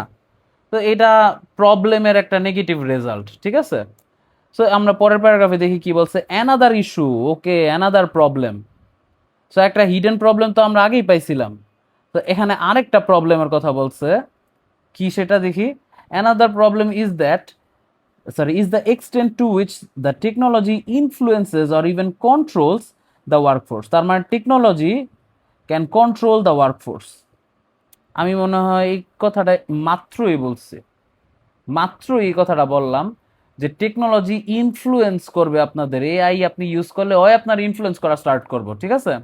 এই জায়গায় বেসিক্যালি ওয়ার্কফোর্স মানে আপনি, মানে হিউম্যানস, আর টেকনোলজি মানে হচ্ছে এআই। এইগুলো কিন্তু সব প্যারাফ্রেজড ওয়ার্ডস, সব কিছু এখানে প্যারাফ্রেজ করা, কোনো নতুন কনসেপ্ট আসে নাই, ঠিক আছে? সো ওভার টু ইয়ার্স এই যে টেকনোলজি যে ইনফ্লুয়েন্স বা কন্ট্রোল করবে ওয়ার্কফোর্সকে, এই ঘটনাটাকেই ব্যাখ্যা করতেছে ও এই টপিকের মাধ্যমে। ওভার দ্য 2 ইয়ার্স, এখন একটা ঘটনা বলবে, বুঝেই যেতেছে এই ঘটনার মাধ্যমেই রিভিল করবে যে কিভাবে টেকনোলজি ইনফ্লুয়েন্স করে হিউম্যানকে। P monitored a telecommunications company the way telecoms sales person work. আচ্ছা, সেলস পারসন মানে কিন্তু হিউম্যান, ওকে, এখানে কিন্তু হিউম্যান আর এআই এর একটা চলতেছে, রেষারেষি চলতেছে। সো নর্মালি কি হয়, the sales person work is through personal and frequent contact with the client, verb ing. কিভাবে কন্ট্যাক্ট পার্সোনালাইজ এবং ফ্রিকুয়েন্টলি কইরা, এটার এক্সট্রা অপিনিয়ন, এই ব্যাপারে এক্সট্রা একটা আইডিয়া দিতেছে ভার্বা এনজির মাধ্যমে আমরা দেখব। Using the benefit of experience using the benefit of experience to assess a situation and reach a decision। তার মানে আমি আমার ক্লায়েন্টের সাথে সার্বক্ষণিক যোগাযোগ রাখছি, এবং যেই সিচুয়েশনই হোক না কেন ওইটার বেনিফিট আমি নিছি। কিভাবে? সিচুয়েশন অ্যাসেস করে একটা ডিসিশন মেক করে দিছি যেন ও আমার টেলিকমস ইউজ করে। এটাই তো হয়, রাইট? এটাই হয়। হাউএভার, এই তো ঘটনা change. However the company had started using algorithm মানে এআই দ্যাট ডিফাইন্ড ওয়েন, ওই ডিফাইন করছে মানে ওই ডিসাইড করছে, এখানে ডিফাইন মানে ডিসাইডেড, ওই ডিসাইড করছে when account managers should contact customers, sales person contact clients. ওইটারে এখন লেখছে ম্যানেজার্স কন্ট্যাক্ট কাস্টমার্স।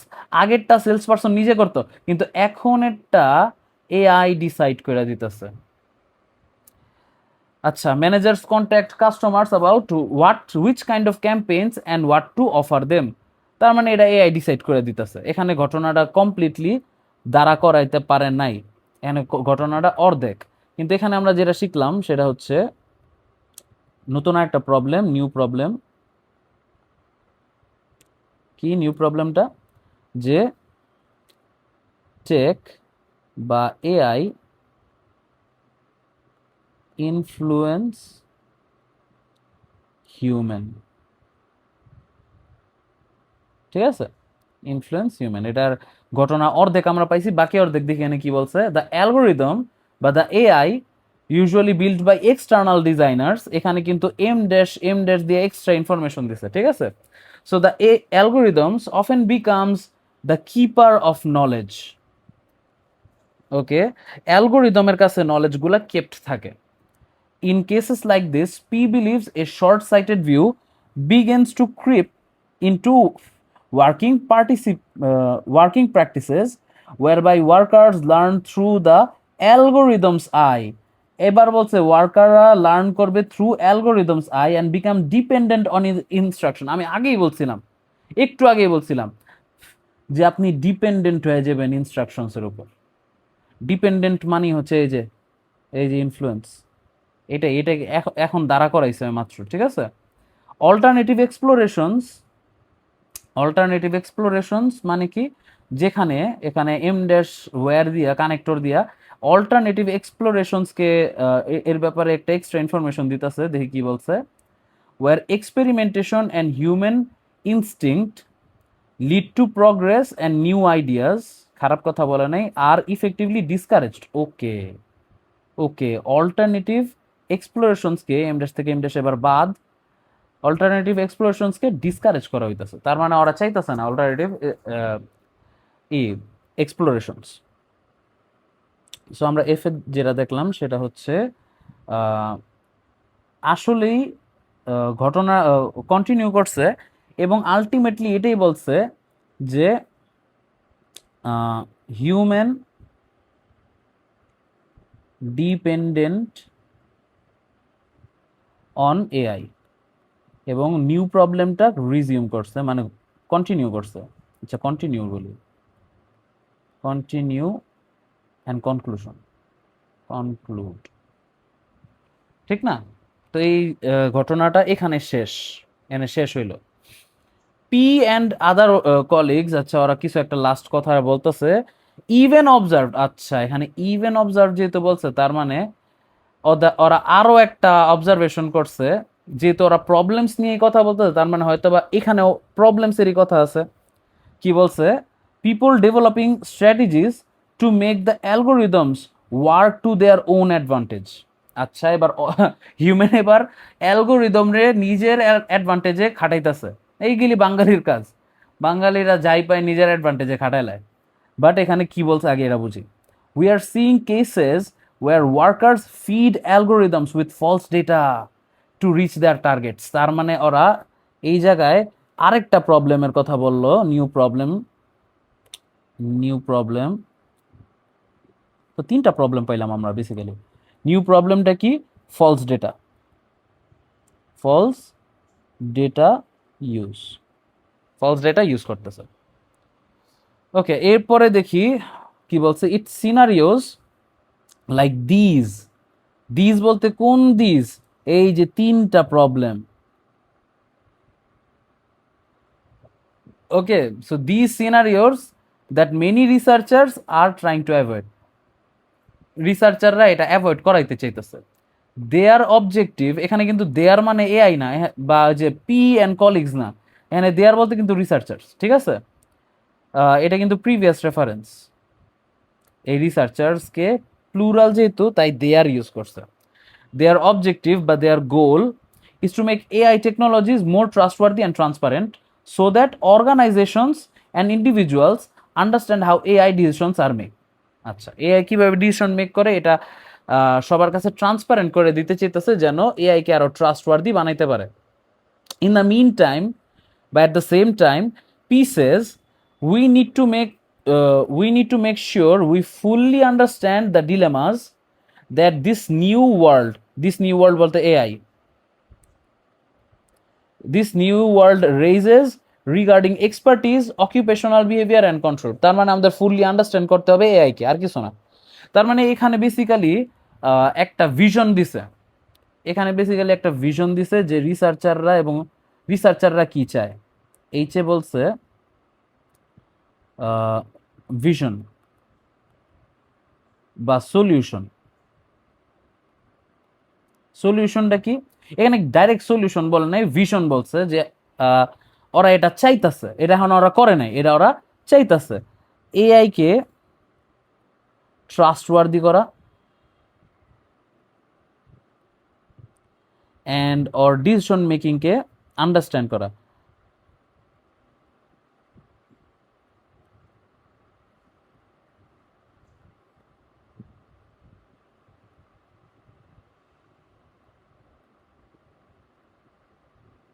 আমার হাতের লেখা আসলে এত ভালো না, বাট আই হোপ আপনারা বুঝতে পারবেন, কারণ আমি যা বলতেছি ওইটাই লিখতেছি, আমি অন্য কিছু লিখতেছি না। ওকে, দেখি পরের প্যারাগ্রাফে কি বলছে। ইকোনমিস্ট, ওকে, নিউ আরেকজন এক্সপার্ট আসছে, পিএইচএল বা এল, লাস্ট নেম যেহেতু এল তাই ওইটাই বললাম। পিএইচএল কি বলছে, believes that the future of work will involve major transitions, এই যে মেজর চেঞ্জ, আবার সেম কথা, future of work will involve major shift across whole life course of everyone. আচ্ছা, এবার হোল লাইফ কোর্সের কথা বলছে, কেমনে কথাটা কেমনে?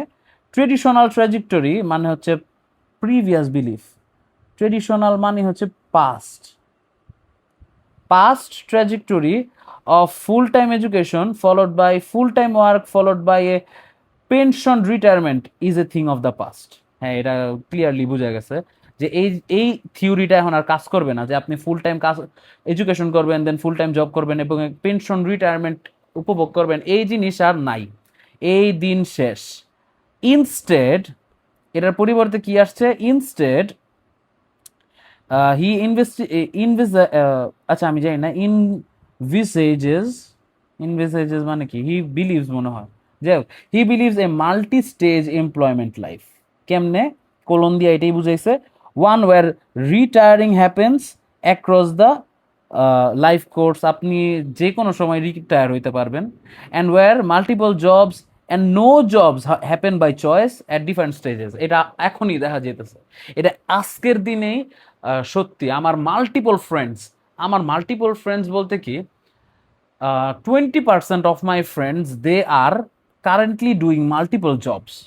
ওকে, ঠিক আছে, ইট ক্যান বি এনিথিং, ধরেন রিসার্চের সাথে অন্য একটা জব করতেছে, একটা জব আছে এবং নিজের স্টার্ট আপ আছে, কেউ মনে করেন আমার মতো ইউটিউবিং করতেছে, সাথে আরো আরেকটা জব করতেছে, so they are doing multiple jobs, right, and some people are doing no jobs মানে ওই এআই রে দিয়ে এখনো ট্রেন করাইতেছে ওর মডেল, দেন ও একটা প্রোডাক্ট এস্টাবলিশ করবে, দেন ওই প্রোডাক্ট সেল করা স্টার্ট করবে, ওই কাইন্ড অফ বিজনেস বিল্ড করার জন্য আপাতত নো জবে আছে, যেটাকে আমরা বলি নো জব, কিন্তু ওরা আসলে ভিতরে ভিতরে জব চলতেছে। So it happens by choice, এটা আমার ইচ্ছা, আমি এমনি চলতেছে, ঠিক আছে। সো আপনি কাউরে দোষ দিতে পারবেন না এখনকার যুগে, কারণ এখনকার যুগটা এরকম হয়ে গেছে। সো কি বলছে এই আইতে, যে previous trajectory is no more, previous work flow বা life course is no more, previous life course is no more. Instead নতুন আরেকটা জিনিস আসছে, কি এটা হচ্ছে নিউ লাইফ কোর্স। আমি এটা ডিটেলস বললাম না, যেখানে retiring happens across the life course, যে কোনো মুহূর্তে রিটায়ার করতে পারেন আপনি, আবার মাল্টিপল জবসও থাকতে পারে, আবার নো জবস বাই চয়েসও থাকতে পারে, এবং জীবনের ডিফারেন্ট স্টেজে এটা থাকবে। ওকে, সো এরপরে দেখি কি বলছে। On the subject of job লসেসের ব্যাপারে এল বিলিভ করে the predictions are founded on fallacy মানে হচ্ছে ফলস বিলিভ, ফ্যালাসি মানে ফলস বিলিভ কিসের উপর? প্রিডিকশনটা দ্বারা দিচ্ছে একটা ফলস বিলিফের উপর। এরপর কোলন দিয়া বলছে ফলস বিলিফটা আসলে কি। ইট অ্যাজিউমস, আমাদের অ্যাজামশন হচ্ছে বা আমাদের প্রিডিকশন হচ্ছে the number of jobs is fixed, and যেহেতু jobs are fixed, if in 30 years half of 100 jobs are being carried out by robots, that doesn't mean we are left with 50 jobs for humans. এটা আসলে ঘটনাটা না। আমরা এটা বিশ্বাস করতাম যে জবস 100টাই, 50টা জব রোবট করব, 50টা জব হিউম্যান করব, তাতে কি হবে? জব লস হবে বা জব ক্রাইসিস হিসাব পড়বে। কিন্তু আসলে ঘটনাটা এরকম না। ইট ডাজ নট মিন দিয়ে আমাদের এটা বুঝাই দিছে এই ঘটনাটা এরকম না। তাহলে ঘটনাটা কেমন? The number of jobs will increase, সোজা হিসাব। we would expect there would be 150 jobs, যদি 50টা জব রোবট নিয়ে যায় there would be 150 jobs। তার মানে ওই এতক্ষণ লাগায় আমাদের ভয় দেখাইছে, এখন আইসা ওই হুট কইরা আমাদের একটা সুসংবাদ দিল, ফিউচার সুসংবাদ।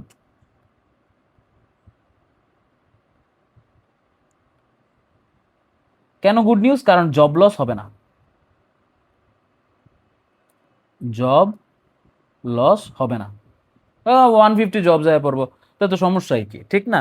আর এখনকার যুগে বেকাররা জব পাইতেছে না, ভবিষ্যতে জব যাইলে তো আরো একটা প্যারা হয়ে যাবে। এইটা হইতে পারে, এটার পিছনে দোষ আপনারও কিছু একটা।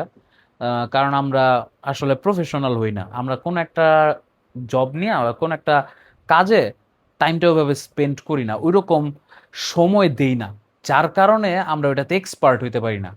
সো আমাদের যে এনভিশন রাখা উচিত ফিউচারের জন্য, যে আপনি আজকে কোনো কিছু করবেন সেটাতে আপনার মাস্টার হইতে হইব, যাতে এআই যতই হোক না কেন, যতই এআই আসুক না কেন, হিউম্যান কিন্তু আরেকজন হিউম্যানরেই ট্রাস্ট করে, because of safety, because of the experience of previous human interaction. আপনার হিউম্যানের সাথে ইন্টারাকশন হয়েছে সারা জীবন, সো হিউম্যান তো হিউম্যানরেই ট্রাস্ট করবো, রাইট? সো আপনি যদি এক্সপার্ট হন, এআই ডাক্তার হইব না, আর এআই ডাক্তারের কাছে কেউ যাইব না। ডাক্তারের হিউম্যান হইলেই কিন্তু মানুষ যাইব, ঠিক আছে? তা আমি বলতেছেন আপনার ডাক্তার হইতে আপনি যে কোনো একটা টপিক নেন লাইফে, বুঝার ট্রাই করেন যে এটা আসলে ফিউচারে এটার একটা গোল আছে, ইম্পর্টেন্স আছে, এবং ওইটাতে এক্সপার্ট হওয়ার ট্রাই করেন। আমার ঘটনা হয়েছে এটা, সিম্পল অ্যাজ দ্যাট। ওকে, এরপর আরেকজন ডক্টর আসছে, ডক্টর অ্যাট আরেক বিজনেস রিসার্চ এবং লন্ডন কলেজের, সে এটা অ্যাগ্রি করছে, হি অ্যাগ্রি করছে দ্যাট অ্যাপোক্যালিপটিক ভিউ মানে হচ্ছে অ্যাপোক্যালিপস হয়ে যাবে, এক্সটিংশন হয়ে যাবে, extinction of what? Extinction of জবসের এক্সটিংশনের ব্যাপারে কথা চলতেছে।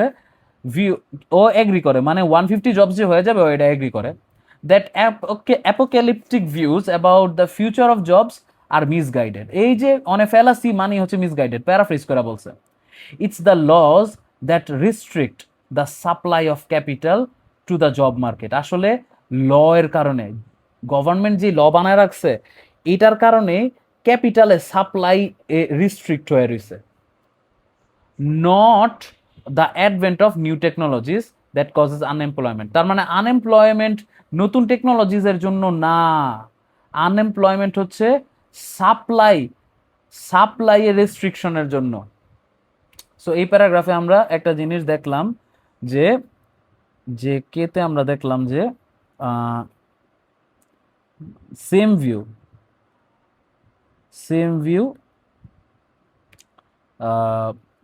ভিউ এবং নিউ রিজন ফর আনএমপ্লয়মেন্ট, ঠিক আছে? সো পরের প্যারাগ্রাফে যাই, হিজ বলছে যেহেতু তার মানে ওই লোকের কথাই বলবে। His recently published research answer the question of whether automation, AI and robotics will mean a jobless future.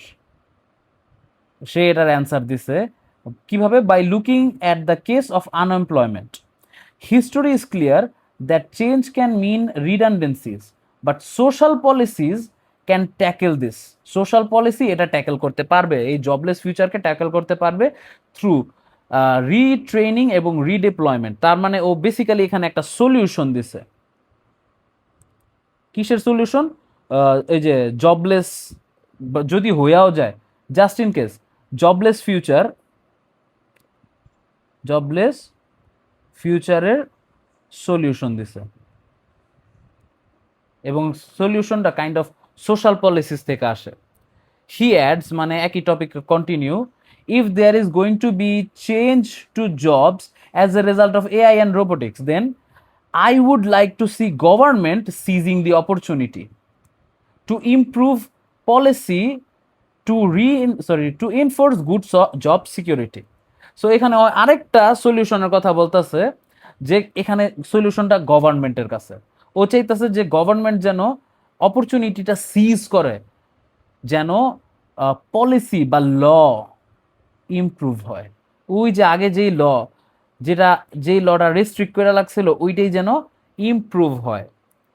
So এরপরে বলছে we can reprogram the law, এই একই কথা, রিপ্রোগ্রাম মানে হচ্ছে ইমপ্রুভ, প্যারাফ্রেজ করছে আর কিচ্ছু না, to prepare for a fairer future of work and leisure. Fair বানাইতে চাইতেছে, জব ফিল্ডটা ফিউচারে ফেয়ার যেন হয় এটা দেখতে চাইতেছে। ফেয়ার মানে হচ্ছে balanced, unbiased.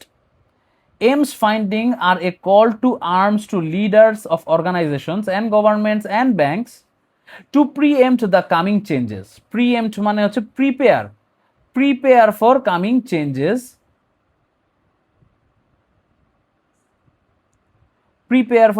changes, with bold new policies, improved policy বা reprogrammed policy, একই কথারে আবার লেখছে, that guarantee full employment, fair income and a thriving economic democracy।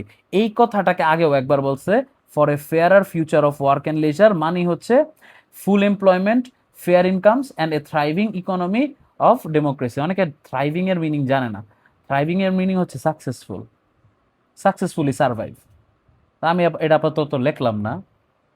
So এই প্যারাগ্রাফটায় আমি এম অনেক প্যারাগ্রাফ, বাবা রে বাবা, মাথা খারাপ হয়ে গেছে। তো এই প্যারাগ্রাফটায় কি বলছে বেসিক্যালি, ইমপ্রুভড, আচ্ছা, নিউ সলিউশন, আচ্ছা, সলিউশন কেমনে, improve law for fair future. Okay, I'm sorry. Fair future. Okay. So last paragraph এ দেখি কি বলছে, the promises of these new technologies are astounding. Which technologies? These বললো যে টেকনোলজিস, অবশ্যই এটা এআই এর কথাই বলছে। অ্যাস্টাউন্ডিং মানে পজিটিভ, এআই এর future is good. They deliver, AI delivers humankind the capacity to live in a way that nobody can once imagined. আচ্ছা, ওরা এটা দিতে পারবে, ওরা ডেলিভার করে। আচ্ছা, হুট করে একটু আউট অফ কেমন জানি হয়ে গেল, কখন ডেলিভার করছে। আচ্ছা, এটা ওর স্টেটমেন্ট, ওরা ডেলিভার করতেছে, আমরা হয়তো জানি না। They deliver humankind the capacity to live in a way that nobody could have imagined once.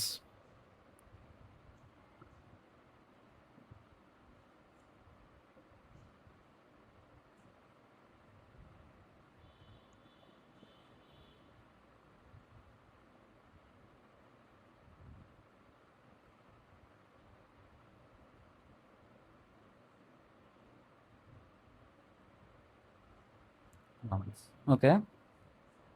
Just as the Industrial Revolution brought people past subsistence agriculture, basically এখানে বলছে just as মানে যেভাবে industrial revolution brought people agriculture, comma দিছে মানে আরেকটা টপিকের কথা বলবে, and the corporate revolution enabled mass production, দুইটা কথা বলছে। Just as industrial revolution gave people agriculture and the corporate revolution gave mass production, a third revolution, which is the AI revolution, has been pronounced, which is the AI revolution, আমি already বলছি, but it will not be one of technology. আচ্ছা, it will not be of technology, AI revolution না, third revolution, the next revolution will be social. So the next revolution is social revolution.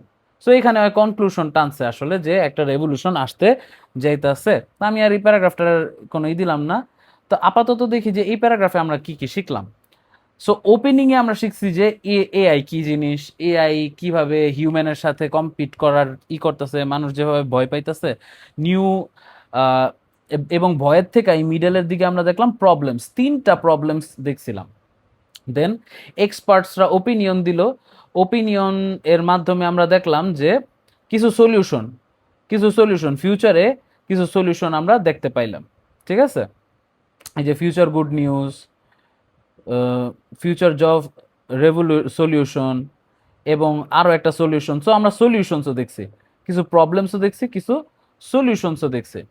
So এভাবে আমরা প্যাসেজগুলাকে diagnose করছি। এটা আমাদের new একটা segment যেখানে আমরা প্রত্যেক মান্থে, বিশেষ করে এটা জুলাই মান্থ, যারা জুলাইয়ে টেস্ট দিবেন তাদের জন্য বিশেষ করে এই সেগমেন্টে আমরা 3টা প্যারাগ্রাফ দেখলাম। প্রথমটা ছিল আমাদের মোস্ট প্রবাবলি সায়েন্স রিলেটেড, যেখানে আমরা দেখছি যে প্রবলেম প্রবলেম কিভাবে বের হয়, প্রবলেমের ব্যাপারে কিভাবে কথা উঠে, দেন স্টাডি করা হয় ওই প্রবলেমের ব্যাপারে, দেন ফাইন্ডিংস শো করে যে আসলে প্রবলেমের রেজাল্টটা, ফাইন্ডিংস মানে রেজাল্ট দিয়ে বোঝা যায় যে এই প্রবলেমটার সলিউশন কই যাইতে পারে,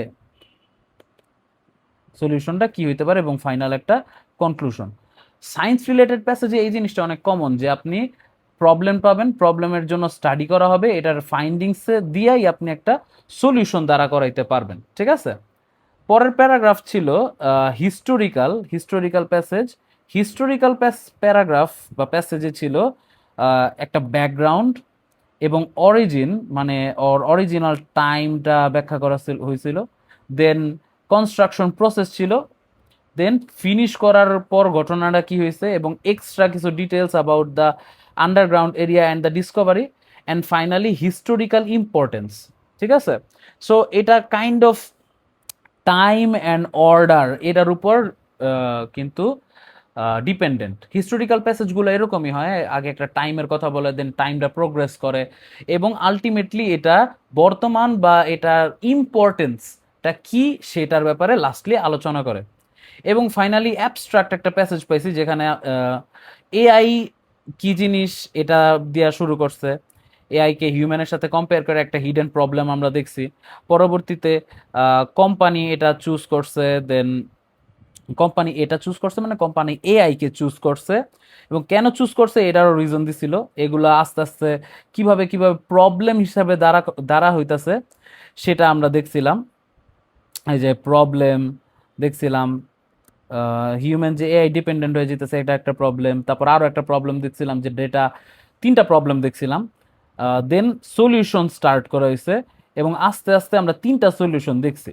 3টা সলিউশনের পরে ফিউচারে বলছে যে একটা রেভলিউশন আসবে, এটা হবে সোশ্যাল রেভলিউশন, এবং মোটামুটি এই জিনিসগুলো নিয়েই আলোচনা করা হয়েছে। অ্যাবস্ট্রাক্ট প্যাসেজগুলো আসলে এরকমই হয়।